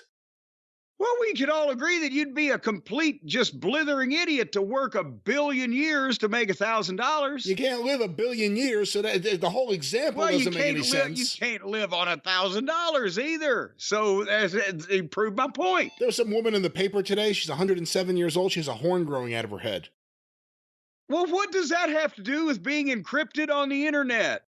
I'm saying you're not going to live to be 1 billion. Imagine how many horns you'd have. I think you could have those things removed at a regular interval by a qualified plastic surgeon. And as a matter of fact, if you do, then ExpressVPN will protect your information from being outed as an ex-horned person that was dehornified and is no longer horny. That's not what they do. They don't deal with the horny. Let's get back to what they do. ExpressVPN. Well, a lot of people on the internet are horny, I'll have you know. But folks, it works on all your devices, phones, laptops, tablets, and more, so you can stay secure. You can carry some of these things around with you. You know, the portable things that you see people in the coffee shops. A lot of people mention coffee shops. You see people on these things, the screens and everything that they carry around with them. It works on them too. And they're out there in public. You're just waving those around in front of God and everybody. So Lord knows that needs some protection. What if you have pictures of your nether regions as a screensaver on your device when you're sitting at the coffee shop, just idly sipping an espresso, and there's Wally and the Beaver out there for all to see? Why would someone have their own genitalia as their screensaver? Well, maybe they're proud of it. Not even someone else's, their own? Well, you never know. It depends on what they look like. Do you tell the person sitting next to you, no, excuse me, don't worry, it's mine. Well, yeah, I think that's the polite thing to say. Elsewise, they'll think you're weird. But ExpressVPN is rated #1 by top tech reviewers like CNET and The Verge. If you've ever been on The Verge, you'll know that they're #1. And so, at any rate, right now, folks, secure your online data today by visiting expressvpn.com/JCE. That is expressvpn.com/JCE. You're going to get an extra 3 months free. So, how much would it cost you to hire a bodyguard for 3 months? You're going to be protected for 3 months for free if you use the / of JCE, expressvpn.com/JCE. And of course, as I told you, Brian, earlier, I got the custom service where the guy comes over a couple times a week and he fiddles with the connections on my internet. He makes sure that everything's plugged in tight. And he takes a large light and he looks behind the computer, make sure everything's okay there. And then there's a series of exercises that I have to go through where he wants to make sure that no signal has come from the computer to invade my body. Of course, I'm doing this naked because we're in the sauna. But it's a whole thorough thing. You did tell me this before, and as I told you before, that person is not from ExpressVPN. I don't. He's got it written right across his shirt in Sharpie. ExpressVPN. I'm thinking maybe it's someone else, or you got some other problems. But ExpressVPN, ladies and gentlemen, don't worry about anyone coming to your house. That's one of the things that they promise. Well, they won't be able to find you. One more time, promo code Jim. expressvpn.com/JCE. All righty. Anyway, should we get to the wrestling on the television? The wrestling on the television. They've been saying that for about 70 years now. Well, and it's about time we got to it then. This show's been going on like 70 years now. Yeah, I agree. What? This particular podcast? Right. It seems like, well, I can't hear you, Sonny. Can you speak up? Good Lord. This is going to throw my equilibrium off, only being able to hear in one side of my head, one ear of my head. An ear, is that a phrase? An ear of your head? Keep going. This is going well. Well, I'm just trying to explain that that's why I'm verklempt, as Howard Finkel would say, because I can only hear in one side of my head. All right. Well, let's use both sides of your head and your left and right turn indicators, and let's talk about the wrestling on TV. Yes, Smackdown, October 25th. See, I went off microphone and actually sneezed. You didn't even know that was happening. On October 25th, they were in Brooklyn, New York. That's up around your neck of the woods. Indeed. Was this the Barclays Center I've heard so much about? It was indeed the Barclays Center in Brooklyn, yes. And they had 12,000 or more, I believe they claimed. Do we have any reason to doubt them these days? They pretty much are doing these type of crowds. I don't have the numbers in front of me. I can get them, but usually they do really well in New York, and they're really hot right now. So, yeah, I'm pretty sure that it looked pretty good. Just so when we get to your show later on this week, we can talk about Tony Khan's very, very bad week. Cedar Rapids. Anyway, on Smackdown, they did the thing where everybody walked in, and then Orton came and into Gorilla, and basically, where we left it last week was that he's going to have to go over Nick Aldis's head, because Aldis can't make the match between Orton and Kevin Owens. So Orton goes to the ring, makes a big entrance, and he says he's been trying to get Owens, but for some reason he's off limits. So Triple H, come on down. You're the next contestant on Can They Talk Us to Death? He says, if I didn't know better, I would say that you're protecting Kevin Owens. And then they play Triple H's music, and out he comes as an executive. I want if they ever do something with Nick Khan, you think they'll give him music, Brian? No. I can't imagine him coming out to, unless it's like just generic WWE music, or I think they got to give him a theme song. like every few years a random babyface would get the theme music to the Young Stallions. No, what about if no? They can license music now. They can spend money. What about "Don't Call Us, We'll Call You" by Sugarloaf? That would be perfect. Think about the lyrics. Really? Think about the lyrics. Anyway, so here comes Triple H.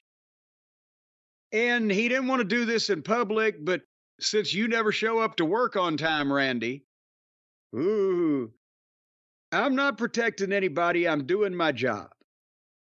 And Randy persists in this line of discussion with Triple H, where Triple H trying to say, look, the match isn't going to happen. No, it's blah, blah, blah, blah. And finally they get hotter. You're protecting Kevin Owens. And Triple H says, I'm not protecting Kevin Owens. I'm protecting you. And did you feel like that the people particularly were worried about fucking, when they did that big revelation, right? Was anybody worried about Orton in this situation? On the face of it, no, probably, but that's why Triple H had to explain it, and to the best of whatever he said here.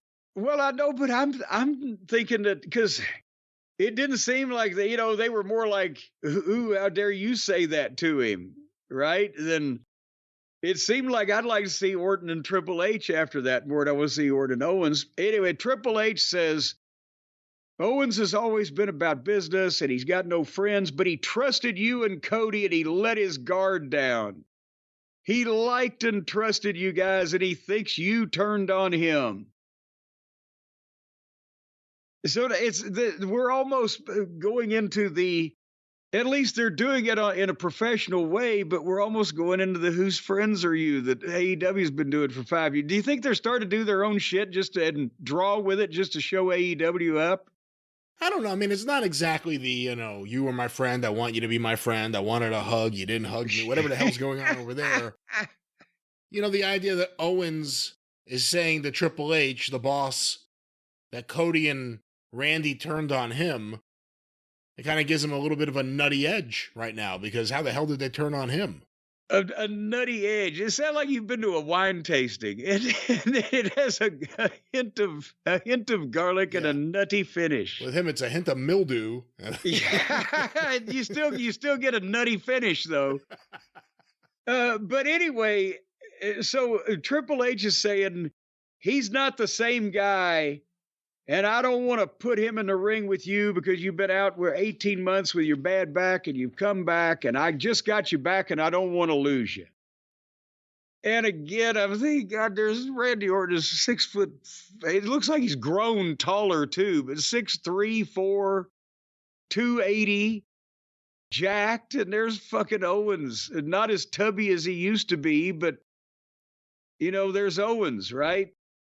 If you left pudding sitting out in the sun, it might form in the same shape as his physique. Yeah, because of Orton's height, he's one of the more physically imposing guys on the roster. So, but maybe they said, well, Owens could potentially bring in a hand grenade or run him over with some type of SUV. But anyway, Orton said, hey, I didn't ask for Paul Levesque. I asked for Triple H, the game. What would you do? And then Orton makes the big pitch, the big sales pitch, give it to me. And the people want it. And actually this was done excellently. If you accept a preposterous premise, that was very alliterative in that. Once they started, Orton made the pitch and Triple H is thinking about it and the crowd is cheering, let them fight, let them fight. And the way that they built this, they got the people into the idea of Orton versus Owens more by the time they finished this thing than they probably would have been beforehand. And finally, Triple H says, I hope to God you know what you're asking for because you've got it. Protect yourself at all times. Like fucking Owens is Mike Tyson. Yeah, because he said there during the thing, he's like, when he came here, he wanted to be called a prize fighter. A prize. And all I'm thinking is, did anyone say you're not a prize fighter? You're not in any respect of the word a prize fighter. Well, the thing is, that's so ironic because Kevin Owens, whether you like him or not, and this is not even an insult to people, depending on your mode of thinking, Kevin Steen was one of the more indie-minded guys that ever got onto that roster. And so the idea that he's only about business and not he's the guy who was trying to talk me into letting a motherfucker dive off the balcony on him, in front of 600 people.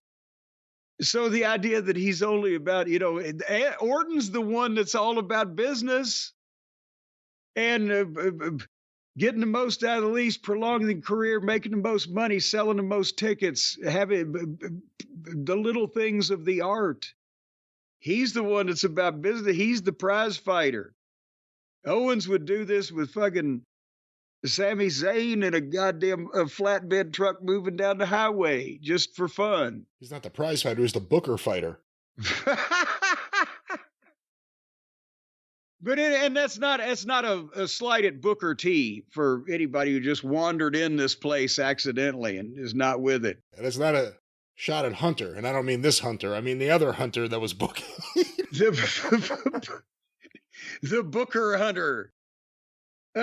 Anyway, so that was good. What are your thoughts on that being okay and or good? I thought it was all right. It was a good wrestling segment on the show in between the matches that, for the most part, most people probably aren't really invested in, but who knows, actually. I'm not, I know that. Well, no. I like these kind of segments. And that's the thing is that, you wait for the... I don't know about doing the match at Saudi Arabia. That's probably my biggest problem with the whole thing. Well, I guess they're loading Arabia up. They're loading up the card in Saudi Arabia more than we thought they might for a sold show. But then again, they sold it for $50 million fucking dollars. So I guess, let them drop the cow over there. But anyway, that's where I was going with this program here that we're discussing is that's the thing. It's kind of like the bookends of the first hour is the big talking segments, and then you get the main event with usually the main event people fighting each other in an unauthorized fashion at the end of the show, and the rest of the stuff in the middle is kind of to be in the middle of it. Such as Andrade and Carmelo with LA Knight as referee, and they're tied 3-3. And we haven't gone into detail on any of them, so we ain't going to go into detail on this one. Let me just say one thing about it. I've enjoyed some of their stuff, some of their matches. When I say some of, the ones I've actually watched. This was the worst finish I've ever seen on one of these matches. I don't care how over LA Knight is, there's no excuse for this finish. Well, this was the biggest bunch of bullshit I've ever seen. Everyone's invested into 7 matches and this is how it ends? That's the thing is that this was not, who was it, Magnum TA and Nikita Koloff U.S. title best of 7 or whatever. This was 6 previously technically fine wrestling matches between a couple people that I ain't particularly fucking interested in, right?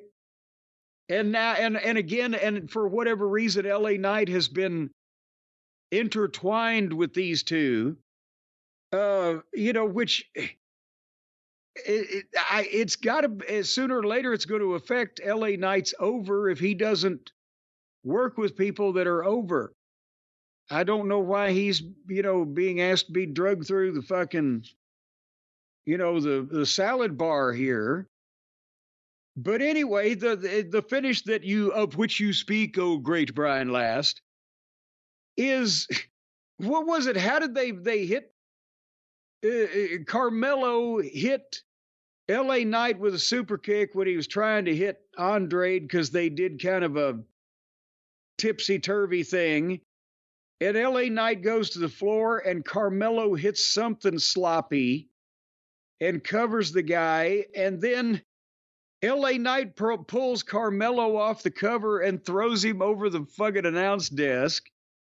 And then Andrade gets mad at LA Knight, and LA Knight gives him the BFT. And here comes Carmelo, and he gives him the BFT. And then he goes down and rings the bell and cuts the promo and declares himself the winner. And of the best of 7. And then, and now here's the thing. I love the deal for the finish of a match and of course, then LA Knight leaves, and in the back, Nick Aldis tells, well, it's going to be a triple threat match at Crown Jewel. So great. Again, now he's stuck in with these two fucking schmoes. And, and it's a 3-way match that is never any good anyway, so now it's going to be worse. But nevertheless, for just a TV match, if they were building to a 3-way already, that was a cute finish. And because he's the biggest star, I don't mind him beating up both of them and just doing that because we're going to keep the fucking guy over. But as you said, Brian, for a best of 7 series where for the people who have liked that kind of thing, that's the kind of thing those people have liked. They've sat through this for 6 fucking weeks, and now on week 7, and this is what they got, right? And oh, by the way, they're going to have a triple threat. Well, then they still have winning the triple threat is not the same as beating this other guy. So you've gone this far. It's like kissing your sister and she's not even topless. A draw, 3-3. Well, I don't know what the hell that means, but. Well, you never heard that old expression? I have not heard that old expression, no. Where'd you hear that? Give me a name. Everybody used to say it down around the schoolyard. This finish was astoundingly awful. The idea that the babyface referee declares himself the winner. Even some of the fans there, like some of them popping, you could see them like, what? What are we popping for? Well, but which one of these other schmoes is supposed to be the babyface anyway? Well, I mean, I'm not disagreeing with you about that, but someone has to win the fucking match. You can't have the referee announce that he's the winner. Well, God, who would know better than him? He knows all the rules. That's a dangerous precedent. Can other referees do that? Just stand on the commentator's desk and announce they won the match? Hey, I guarantee you, if it was possible for a referee to win a match and he wasn't wrestling, Thomas Marlin in the Tennessee territory would have found a way to fucking do it in 1972. But yeah, that's what's happening now at the Crown Jewel. Boy, do you think those guys in those fucking tuxedos and goddamn Mr. Bones outfits are carrying that giant case with that massive fucking trophy-style belt that for the Crown Jewel champ? They're going to be happy when this thing is over with and they don't have to lug that thing in and out of elevators, aren't they? Yeah, I mean, they're making a big deal out of it. They're showing the class that they're showing this title as opposed to all the other titles that are thrown in bags and the bags are thrown around and everything. So they're really paying attention to this. Well, they've gone from, once again, like you said, sometimes they're just popped in a bag and thrown in your bag, but they've gone from that to handling it like it's a Fabergé egg. I mean, who's going to wear that thing, by the way? Are they going to have to hydraulically support whoever wins it to put it around their waist for a picture? Do you have to use it again after the pay-per-view? Or is it just you win it at the pay-per-view, you send it home?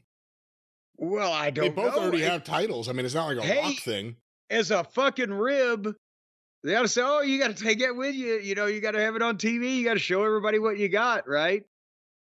They did that to Roger Smith and Donnie Bass in Memphis in 1983. They made the Assassins World Tag Team Champions, but they didn't have a set of belts handy, so they had these giant 6-foot fucking trophies. And I think Donnie had to carry them around most of the time, but they'd be sticking out the window of his fucking backseat of his fucking car, these 6-foot fucking trophies. And then they dropped them to the Fabs, and the Fabs, they just left them somewhere, so they wouldn't have to carry them around. And then they had Naomi versus Candy LaRue. Your thoughts? No thoughts. Didn't watch. Okie dokie. So now it was the time for the time. It was the time. So now it was time for the 9 o'clock hour, the bewitching hour to strike for Cody to make his entrance. And he came out to the ring and he was ready for all the people to go, whoa! When Gunther's music interrupted it and they didn't get their whoa. And out came Gunther. So now they can just, Cody can just walk out to the ring and fuck it, they've seen enough of him. Let's send Gunther out there. And they do the promo. And again, that belt is gigantic and ugly to me. It's too much. It's too large. It's too, whatever the fuck it is, it's too. What do you think? You're an old belt aficionado. Is that too much of a good thing? Yeah, maybe the Saudis requested green. I really don't know. But I mean, besides the green, it's a gigantic eyesore. Yeah, you'd have to be 6'5" to fucking put it on and then not cover up your chin and your nuts. So anyway, Gunther says, so Cody, what do you want to talk about? And Cody says, it's obvious. Why do you think you're going to leave Crown Jewel as champion? And Gunther says, well, let's talk about you first. And then it got long. And I mean, you know, Cody was born as a small black child in a log cabin. And it was a long story that Gunther was telling. He won WrestleMania for the legacy of Dusty. He said, hey, give me the Cena schedule. Cody, you always make things more dramatic than they are, said Mr. Pot to Mr. Kettle. But all Gunther wants to win the thing for is to live up to himself and the magnitude of him, right? But Cody, what's your real reason why? And then Cody, well, that's the dumbest question anybody ever asked me. And he went into a dissertation, and I wrote, they're speaking well and saying nothing of note. Cody put the fans over, gave them their woe, talked about how much harder he works than Gunther. And they put in the time. It's going to be a big match in Saudi Arabia and on Peacock. And so they put the time in to talk about it. And then Gunther said Cody was gutless, and Cody said, well, I've got the guts to take the first shot, and boom, and they had a fight. And Kaiser came in and they beat up Cody. And then Orton came in and the heels bailed. And then Orton picked the belt up and handed it to Cody. So I didn't feel the earth move under my feet. I didn't see the sky tumbling down, but they spoke well, but they said nothing. What do you think? I mean, it was all right. I think Gunther's really good in these situations. I think Cody's going to talk himself into being booed pretty soon. He's not talking at the level that he's talking above people, but not in a real way. He's starting to get too fancy. And there's no reason to. And this is what happened in AEW. And I said it early on. He's gonna turn himself heel without turning heel, because the fans, it's gonna be impossible to cheer for him. And there are more restraints. There are better controls here for booking than AEW. However, you know, at some point, if he keeps talking like this and not connecting, while there are people like Roman Reigns that people are really getting behind, he's going to have a problem to be a top babyface. Well, and Bob Backlund. Yeah, well, oh, good Lord. I don't think that far, but I can see what you're saying is that it's kind of like an oral, verbal version of, you know, just because you can do all those moves doesn't mean you should. Just because he knows a lot of these words doesn't mean he should use them, does it? Sometimes. It's not just the words, it's the way he delivers them. It's his body mannerisms. It feels very practiced. If you watch him, it seems like a guy who did this promo in the mirror.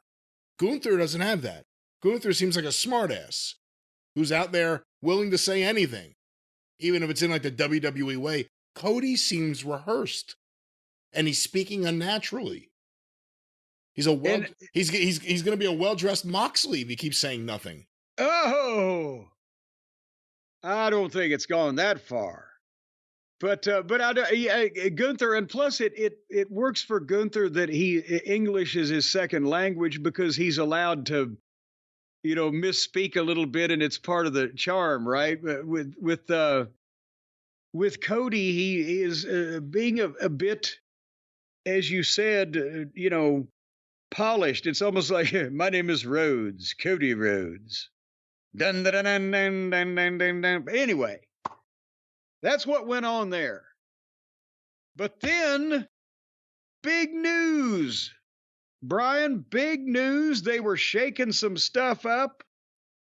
What I thought was going to be kind of okay, Motor City Machine Guns, Alex Shelley and Chris Sabin match with Tommaso Ciampa and our friend old Johnny Sameface turned into a pretty goddamn rabble-rousing angle, did it not, over the course that you didn't really see coming?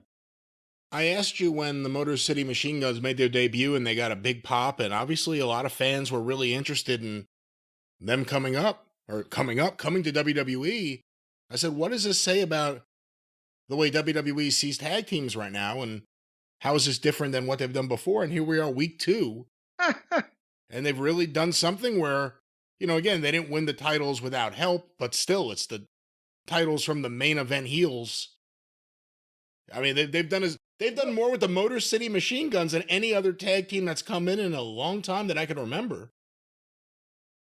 Well, and part of it is, again, as Abdullah the Butcher used to say, timing is everything. When the time is right. Shelley and Sabin have showed up. Boy, that's a lot of S's. But they've showed up at a time where, yes, not only is competition in the tag team field somewhat lackluster, and even though that they're challenged size-wise, that's not as big of a drawback as it used to be 15 years ago, and they're in tremendous shape, so they don't just look like children, but also the time that they've come into this thing, because it's brilliant the way that they've woven them in, where the Bloodline cost Jey Uso his title, so Jey was able to immediately turn around and cost the Bloodline a title. And at the same time, the only people that need to get beat was the Tongas, because we've established that's who you need to beat in that group. And it ties into the main event angle, and it gave them a tremendous boost. Again, this is booking that benefits multiple participants in it and in multiple stories. This is not Shelley and Sabin, I don't think, are now, maybe they will be with the Tongas programmed regularly, but it's not like they're going to be members of the team in the War Games or whatever the fuck, the Survivor Series, whatever's coming up, where there's going to be multiple men teams. They just got the rub. But they got the rub, and they got involved, and they can work now with the Tongas, who can also be involved with the other guys of the other Bloodline and the blah, blah, blah. So, again, this is shit that Watts or Dusty used to do, where you had multiple programs where you could book a match between two entities, and it was already, you'd done something on television to make something out of it. However, I would still love to watch Ciampa work sometime on television without this garden gnome partner of his. But anyway, in the tag team match against Shelley and Sabin, they've been together for so long, and they actually became a tag team and were trained when people followed the rules, so they know how to do it. Like they did a blind tag correctly, hand to hand on a headlock shoot off behind the guy's back perfectly. And then Gargano and Ciampa do 1 minutes afterwards is completely fucking wrong and illegal. The backslap, right? So it's that 5-year gap or whatever in the middle of these guys' generations, that makes the difference between whether they do it right and whether they give a shit whether they do it right or not. And anyway, they had a match that I liked.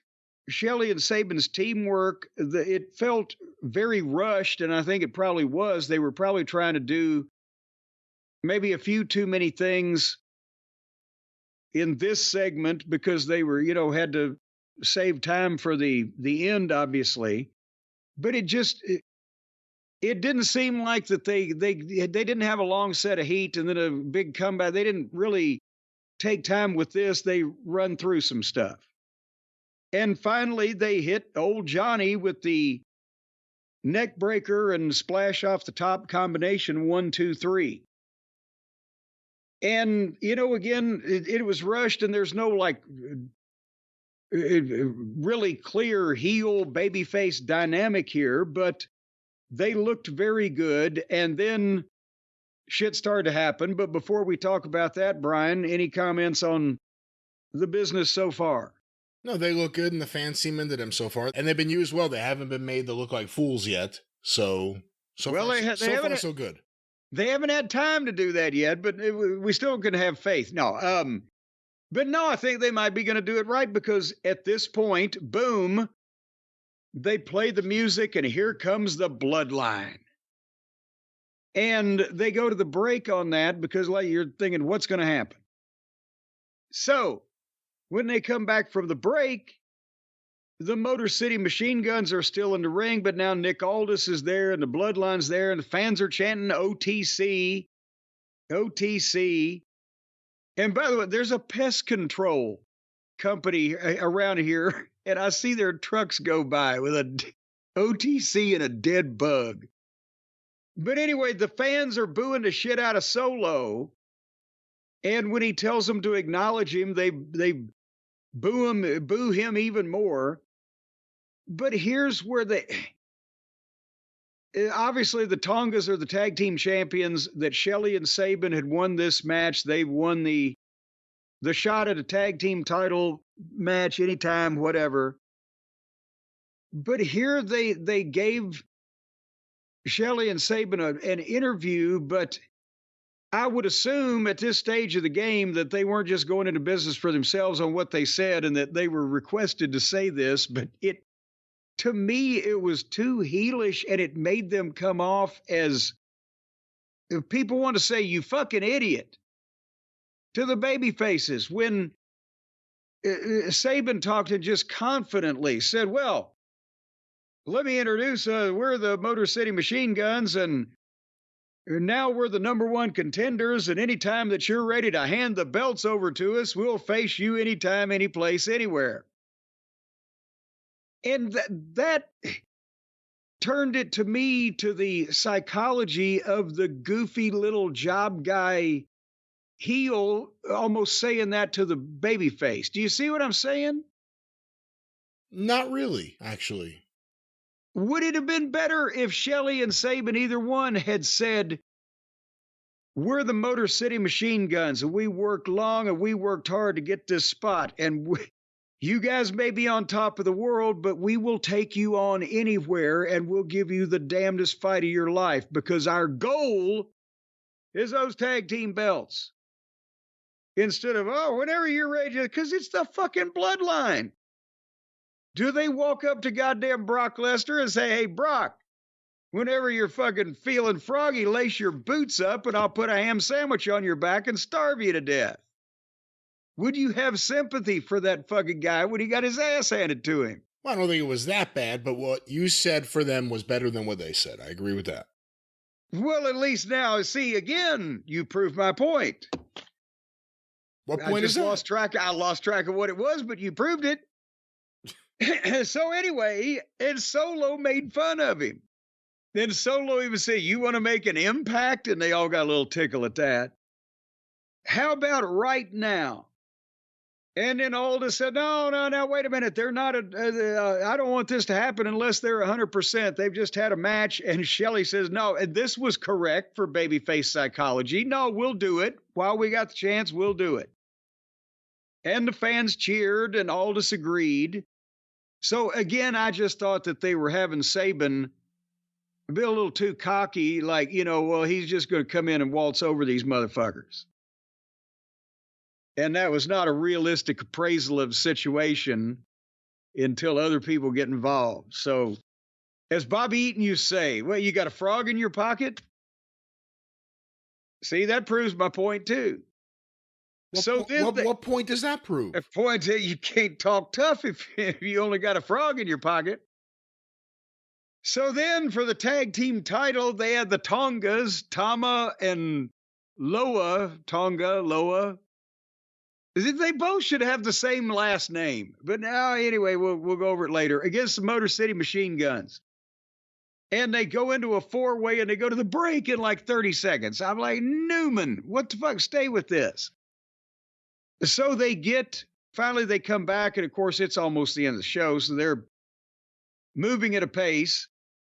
And they get some heat on Shelley, and then the Tongas miss a double splashy thingy, and a hooded figure jumps on Solo at ringside, and it's Jimmy Uso. And then Jimmy super kicks Jacob, and Solo stops him, and they're going to get Jimmy down, but Roman's music plays. And here comes Roman out and gets a big pop, and he Superman punches Jacob in the hallway or whatever, and Jimmy gets on Solo, and Roman gets on Jacob, and guess what they did, Brian? They fought off. They fought off. Do you have a problem with it? It was a good fight off, but they fought off. But it was necessary for what they tried to do, or that doesn't justify it? Well, it was fairly necessary, but they're starting to get a little busy. I'm afraid that there's multiple hats being worn here, but nevertheless, the people are liking it. So who am I? It's not for me to say.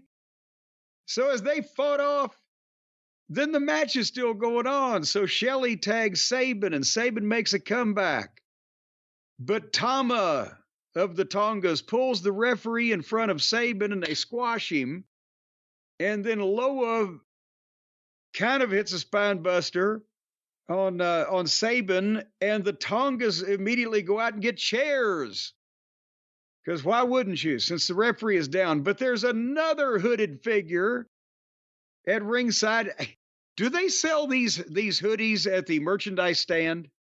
I don't know. They have them at Nemo's Army Navy store. I don't know where else they have them. Well, I think they ought to sell them at the merchandise stand. I guarantee you they will sell a ton of them, because everybody will know if I put this on, I can just hop the rail and they'll let me. But this hooded figure is Yeet. It's Yeet now. Boom, and super kick and chair shot and spear on Tonga Loa. And then the Machine Guns hit their finish again on him. Boom, 1, 2, 3, and they're the new champions. And they did cook with that, and it was a great deal and an upset. And it as you said earlier, it put a lot of spotlight on the new kids in town. And then, since Jay is in the ring and Jimmy comes to the ring, and they hug, and there's a big pop for that. They're back together. And then Roman is staring in the entranceway, staring at what's going on in the ring. And we fade to black. What a production. So we're forming the bloodline to reforming, I should say, the bloodline to face the Bizarro bloodline.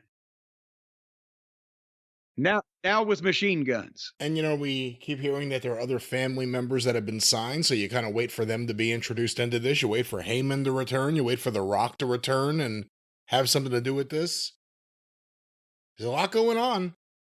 It's been years now of us talking about the bloodline like this. I know. How much we were saying like a year and a half ago, how much longer can they keep this going like this? But, now a lot more family members may start stretching it. I think in the extended family, there's a few that they could Ava, maybe it's time for Ava to go on vacation or a 3-hour tour on a boat somewhere or whatever. But that's the extended family. If you were The Rock, why would you even want her on TV? Like, I understand wanting to hook up your kid, but to have them do something that they're obviously not in any way talented at. Good at. Talent. I just wanted to kind of say good at. That would cover it. Be like kind of like, no, ain't Fanny, don't sing. Well, but anyway, that was SmackDown. Would you like to hear Aunt Fanny sing? No, not now. No. You would? Well, I tell you, she was great when she sang Far, Far Away, but nevertheless, if you want to hear any kind of music, you know what you need to do, Brian? You need to get the Raycon Everyday Wireless Earbuds. And it's not even limited to music. You can listen to podcasts. You can listen to talk radio. You can listen to the sounds of the earth, the nature sounds, the swishing and the winds and the surf and the beach and all that stuff, the things that people listen to when they go to bed. You can stick these things in your ears and you'll hear that all night. But if you, unfortunately, they've found in studies that if you listen to the waves crashing on the beach all night, you're going to piss the bed 75% of the time.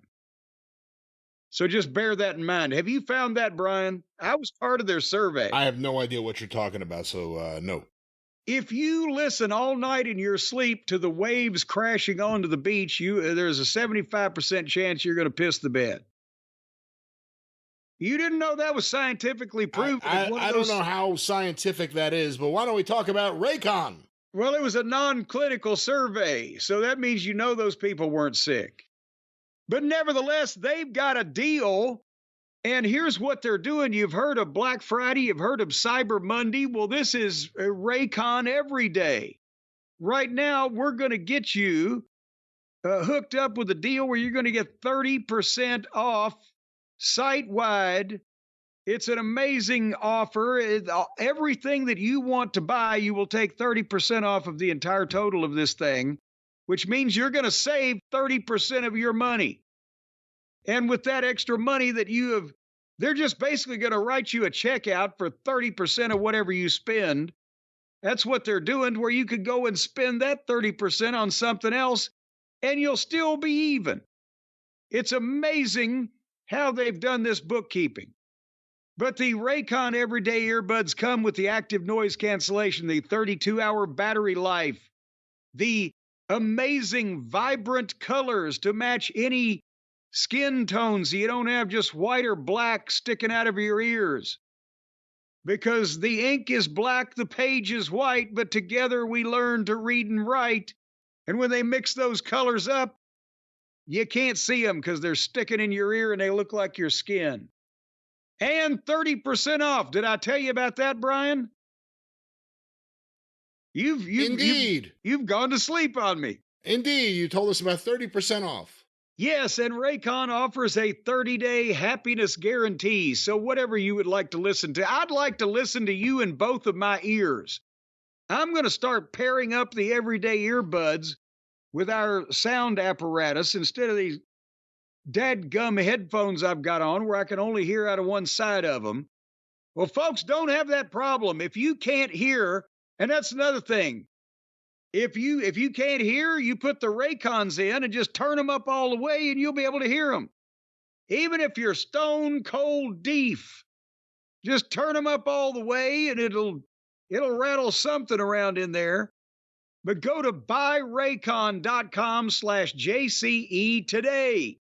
That's BUYRAYCON.com/JCE today. And you're going to get up to 30% off site-wide. Do it right now before you forget about it. Put us on pause and then come back to us. But up to 30% off site-wide.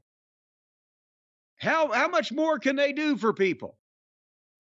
They're doing plenty, and you can get, once again, a great deal, 30% off site-wide with Raycon. One more time, what's that promo code? It's up to 30% off. What's that promo code, Jim? Go to buyraycon.com/JCE today, right now, any minute, up to 30% off site-wide on whatever you want on their very wide site. You're going to get up to 30% off. With Raycon. Yes, that's who I was talking about. Well, now that we've established all that, Brian, what in the world is going on in the Arcadian Vanguard Network production house this week? Another fine week of programs.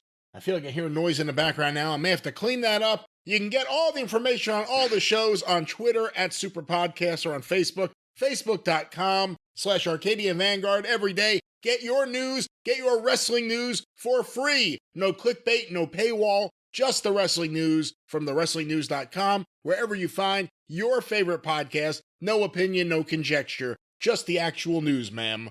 Thewrestlingnews.com. Also want to make mention Have you ever thought of starting a podcast called Your Favorite Podcast? Because then whenever anybody looked up where they would find their favorite podcast, that would be the first thing that popped up. That's an interesting thought we will talk about off air, I assume. But also want to make mention of some real world news. Jim, they just announced Terry Garr has passed away. What? No. Yes. How? Well, you're going to argue with me now? How old was she? Oh, that's not on the screen currently. That was on the screen before, but I forgot what it was. Well, at any age, that's terrible. No, Terry Garr, I said, genius. not Terry Bull. No, or Terry Boulder, or Terry Bollea. You must have an enormous schwanzsticker. Well, I hate to hear that in the middle of your announcements of your shows. Well, we always try to bring you the Terry news. Garr. We always try to bring you the latest news. And of course, want to make mention of some of the other shows on the Arcadian Vanguard Podcast Network. Is Terry Garr on any of them? Not that I'm aware of, but you never know. You've lost your chance now. Well, I want to make mention of a couple appearances that recently were made on shows by Greg Klein, talking about the Junkyard Dog and Morris Siegel and why they should be in a Hall of Fame. You can hear Shut Up and Wrestle with Brian Solomon at suawpod.com or wherever you find your favorite podcast, and Stick to Wrestling with John McAdam. He was on both shows. Hear the discussion, see if you agree or disagree with those shows. That's at mcadampod.com. And of course, the 605 Super Podcast, The Mothership! Thank you, ma'am. Go through the archive. 605, she screamed for a long time there. 605pod.com, wherever you find your favorite podcast, The Mothership. That's the first time you've ever said those words before. And it wasn't that bad in one ear. That's the first time you said those words before. Your statements today, they're going in one ear, but they're not coming out the other. But they're just going in the one ear because of my audio problems. They'll get stuck in your head. That's what I want. Well, it's rattling around now like a BB in a boxcar. But anyway, speaking of boxcars, now I see this brand new big old state-of-the-art arena in Hershey, fucking Pennsylvania. Who would have thunk? Now, they'll build an arena anywhere. I'm not trying to alienate our friends and fans, the people, the cult of Cornette members in and around the Hershey area. But when I think of, you remember I've told you about the Hershey Park Arena. As Davey Boy would say, that fucking Hershey Park. Does that sound like Davey Boy? No. Fucking Hershey Park. See, that sounds more like him. No, not at all. But no, you're going to argue with me again? Well, that's what he'd say. You can't deny that. He'd say the fucking Hershey Park because it was a shithole. Now they got this big brand new building. How many people did they have in Hershey, Pennsylvania? Brian, do you have that information, or can that be obtained from Thurston Howell III? Do we have him on a ticker? No, we do not have. We don't have anyone on a ticker, but hold on, I'll see what I can find out. Well, they were in the whatever the new building is called. I was just amazed that it wasn't the Hershey Park Arena, because Hershey Park Arena was the arena in Hershey Park, the amusement park, where the old man Hershey built to celebrate his success in the chocolate industry. And they have this 5-star hotel, the Hershey Hotel. And they have all these attractions that you can go and see. You can have your Children, I think up to the age of 12 or 14, drowned in a vat of chocolate and wrapped in gold wrapping paper. And they've got the road that leads to it, the Hershey Highway. It's an amazing complex up there, but the old arena. There's an amazing complex going on here, that's for sure. Yeah, so have you had time to find out the crowd? According to WrestleTix, the Giant Center, Hershey, Pennsylvania, as of yesterday, but this isn't the final number, 7,763 tickets distributed. The setup was 8,266. So they drew about 8,000 people in Hershey, Pennsylvania. In fucking Hershey. What wrestler liked chocolate the most? Wasn't even there. What wrestler liked chocolate the most? Oh, good Lord. I would have to rack my brains to think of a chocolate fanatic in the wrestling. I probably ate more candy than anybody I was around in those days, but that's because of my superior digestive system and amazing genetics that I was able to still maintain an amazing physique. Anyway, speaking of amazing physiques, Jey Uso gets his cardio. When he does his entrance, boy, they did it to him again. He comes from the outside, the opening shot, down the fucking stairs. Everybody's yeeting and waving. And by the time he gets in the ring, you can tell it's good that he can only say like 3 or 4, he blurts out 3 or 4 words and they'll go yeet. So he has time to breathe in, and then I won a title, yeet. And then I beat his ass, yeet. Because that's all he's got to win for after he goes through this whole thing. And basically, he just said, I lost the Intercontinental title, so I cost them the tag team title. And now I want to talk to one specific Uso. And boom, and Jimmy Uso's music plays, and out he comes. And Jimmy thanks Jey and says, we need to be together because they ain't the ones.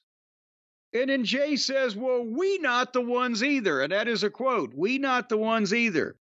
Because a lot of people don't think it'd be like it is, but it do. But then, Brian, did you listen closely to this, or did you kind of zone out with the yeeting? Because it seemed to me that Jey cut kind of a confusing promo. You couldn't tell whether he's happy with Jimmy or not. Through this middle part here. Yeah, I mean, I thought, he was acting like he was still kind of mad, but it was also apparent that he was going to forgive him in his own unique way. Well, and the fans started chanting Uso.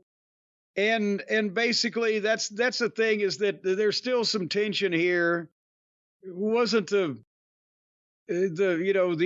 most succinct of promos, but Jimmy tells Jey to come to Smackdown to talk to Roman, and Jey says that he will be there. And once that they got that bit of news out, here came the Tongas, and they jumped them, but the Usos were fending off the Tongas until Solo sent Jacob in. And then they beat him up a little bit, and they tied Jimmy up in the ropes, and they were going to bash Jay's head in with the ass in the face in the chair, and the ass in the face in the chair, and we could make a children's song out of that. No, we can't. Well, you could pitch in too, and I will not have anything to do with this song. No. What do they like? The ass in the face in the chair in the ring in the? Must be a Southern thing. Anyway, the ass in the face or the chair and the thing in the ring. Either one. And the sky's up above in the chapel of love. Let me tell you about the birds and the flowers. Okay, but anyway, so what happened was Jey clocked Jacob in the face with the chair, and the Usos cleared the ring. And we were nearly 20 minutes into the program by the time that this whole thing resolved itself. That's my comments on that. Yeah, I mean, it was good storyline stuff. They both got the intensity down. They're over, so they could say nothing, and it seems to work. I'm just thinking of any other television show that I've ever been on in my life, they would be screaming to say what needed to be said if the guys took 20 fucking minutes to get that accomplished. And Raw's only 2 hours now, but they're still milking. They're utterly milking the cow for everything they get. And who can blame them? They're swimming in money. They're building a money bin, a Scrooge McDuck money bin right next to the mountain where they keep the tapes in the fucking cave. Did you hear about this? I had not heard about this. This has been proven. They're building a money bin. Proven. It's been proven. Well, everybody else gets to believe what they want to believe. Why can't I believe some batshit nuts stuff? Speaking of being batshit nuts, Sheamus wrestled Ludwig Kaiser. And by the time that was over, we were 35 minutes into this program. But we were ready for another installment of As the Bloodline Turns. Because the Usos, Jimmy and Jay, were together when they saw Sami Zayn. And Jay hugs him, and Jay, my dog, my blood, my brethren. But Jimmy was not happy to see Sami, but Sami wanted to talk to Jay alone, and Jimmy took off. And then Sami asked Jay if he was really going to make up with Roman. And Sami tried to talk Jay out of making up with Roman because he shouldn't trust Roman or Solo. And he told Jay he shouldn't get involved because he's his own man now. But Jay told Sami that you don't understand because you're not family. So now this is obviously, there's still some ill will here. And I'll tell you what, that Sami Zayn, he doesn't forget very easily. What are you trying to say? I'm trying to say that there's going to be something going on here. Hey, listen, Owens has all of a sudden gone kooky and turned on his friends. Well, we'll see. Well, but nevertheless, here's another great wrestling segment, and then they put a match in a ring, and fuck. It was Zelina versus Ivy Nile. So I just went and grabbed a VHS of Darlin Dagmar versus Diamond Lil and watched that until the Bloodline came back on the screen. And it was the Usos in the back, and Jimmy asked Jay, how'd it go with Sami? And Jay says, hey, when you left, he stepped up. And he's kind of shaming Jay, or shaming Jimmy, rather. So Jimmy says, all right, I'll go find Sami and I'll go talk to Sami.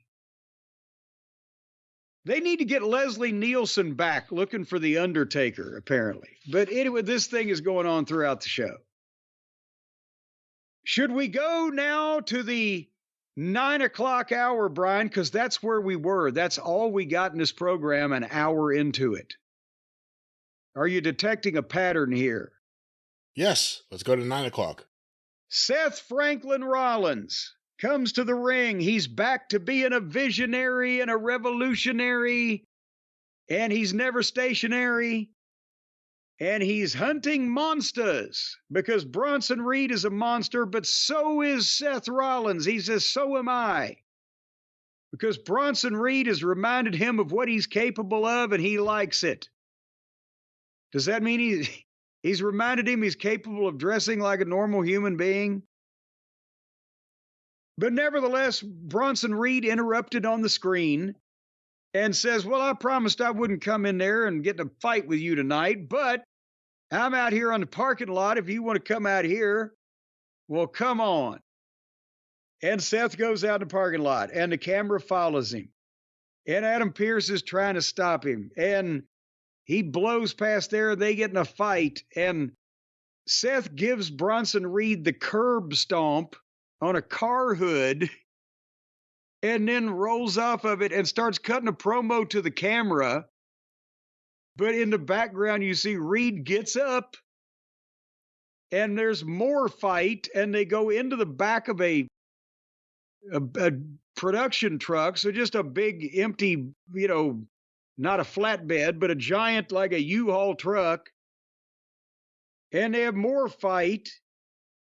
And then Bronson Reed picks Seth up and gives him the Death Valley driver out of the back of the truck through at least 4 tables side by side and end to end that had been covered with a giant black sheet and had some cardboard boxes set on them, apparently for just such an occasion. And could there potentially have been a hint of crash pad underneath that, Brian? But and then boom, and there they were. So that's it. Why did they have the fucking whole giant thing set up and dressed with a tablecloth out in the middle of the parking lot? But everybody got to see him take a big bump. Catering's really gotten out of control. I know. Well, they could. That was the kids' table out there. They couldn't seat everybody. Anyway. What'd you think of the whole idea? We can't do anything there. Come out to the parking lot. Well, that's kind of egregiously exploiting a loophole that I'm sure that Adam Pearce never intended when he got Bronson Reed the heel's solemn word that he wasn't going to do anything wrong. So we can't fault management in any of this. And why is he taking Bronson Reed's word on anything? Well, that's why, he's a nice boy. That's what his mother always said. You're such a Mr. Nice Guy. If you can't believe Mr. Nice Guy, who can you believe, Brian? Anyway, so then they had a 3-way tag team match with Mysterio and Dragon Lee and the New Day and the Viking War Raider Machine Experience, and the Vikings won it. But now we get back to the Bloodline, because in the back, Jimmy Uso is still looking for Sammy so he can talk to him. And as he's looking around, he sees something. And then Jay comes in and says, "Hey, you talk to Sammy?" And Jimmy's like, "Shh." And he points through the fence, and the camera zooms in, and out in the parking lot, there is Sami Zayn standing there talking to Solo. And Jimmy said, "I told you so." And Jay said, "Yeet." Is it, again, in a serious moment, could he not say yeet? Could he maybe just hang his head in shame? But now, what do you think Sammy's talking to Solo about? Probably the Middle East, if I had to guess. I don't know. I have no idea. No, because Solo comes from the South Pacific. Sammy is a pacifist as a character who wants everyone to be friends, although this is wrestling. He's probably trying to talk Solo into... Could it be healing the family up? Could it be... I don't know. What do you think? Family healing. Because when I get that feeling, I want family healing. Got to. Yeah. After I hear you sing, I want some of that Marvin Gaye family healing. Well, regardless of whether you want my healing or gay healing or anything else, I think that Sammy is you're right. He's going to be found to be innocent. He's going to be trying to be the peacemaker, but I bet you that Jimmy ain't going to believe it. And then we were ready for the main event. Brian, you ready for the main event? Oh, yeah. As you will recall, Dominic had to wrestle and defeat a former world champion to be the number one, or to get in the number one contender spot, or he's trying to climb the ladder to the world title. And this was just pulled out of the blue. Next week, he'll face a former world champion, and it turns out to be Damian Priest. Wouldn't you know who won the pony? And this started, they didn't have much time on the show. It was basically Damian Priest beat the shit out of Dominic through the majority of the match, as he should, in the way that they're presented. And then suddenly at the end of the thing, Liv and Raquel come out and draw the referee, and JD and Carlito attack Damian, and he levels both of them with a chair numerous times, multiple shots, and then just as he's finished beating them into powder, Dominic rolled him up from behind and got a 1-2-3. And then fucking Priest pulls Dominic back in and gives him a razor's edge. And then he starts to leave, but he goes back and he wears him out with a chair about 5 or 6 times. And then he walks off, but he goes back in and he grabs Carlito and chokeslams him and then chokeslams Dominic. And then he stood up and said, well, I guess I'm done. So technically, they got Dominic past the hurdle there, but they pretty much had Damian Priest beat up every male member of the Judgment Day except for Finn Balor. I'm not sure. He was there earlier backstage. Maybe he didn't want to come out and get beat up either. And that was the main event. Well, that was Raw. I see you were full of fucking righteous indignation on a number of things that happened in this match and would like to go over them in detail. Is that correct? There was nothing that happened on Raw. Other than the Bloodline stuff, which is all drama-based, there's nothing that was happening on Raw. Drama-based. I need some Dramamine after a good segment of Raw there. But anyway, that's the Raw program. That's our program. That's everybody's program for this time and this week and this episode. Is that correct? That is correct. Wrap it up. Well, now you're giving me orders. Okay, folks, come back when we'll take our time on Brian's program, The Drive-Thru, in just a couple of days, and then back here next week, hopefully still at a free country on the Jim Cornette Experience. Until then, thank you, fuck you, please go out and vote. Bye-bye, everybody.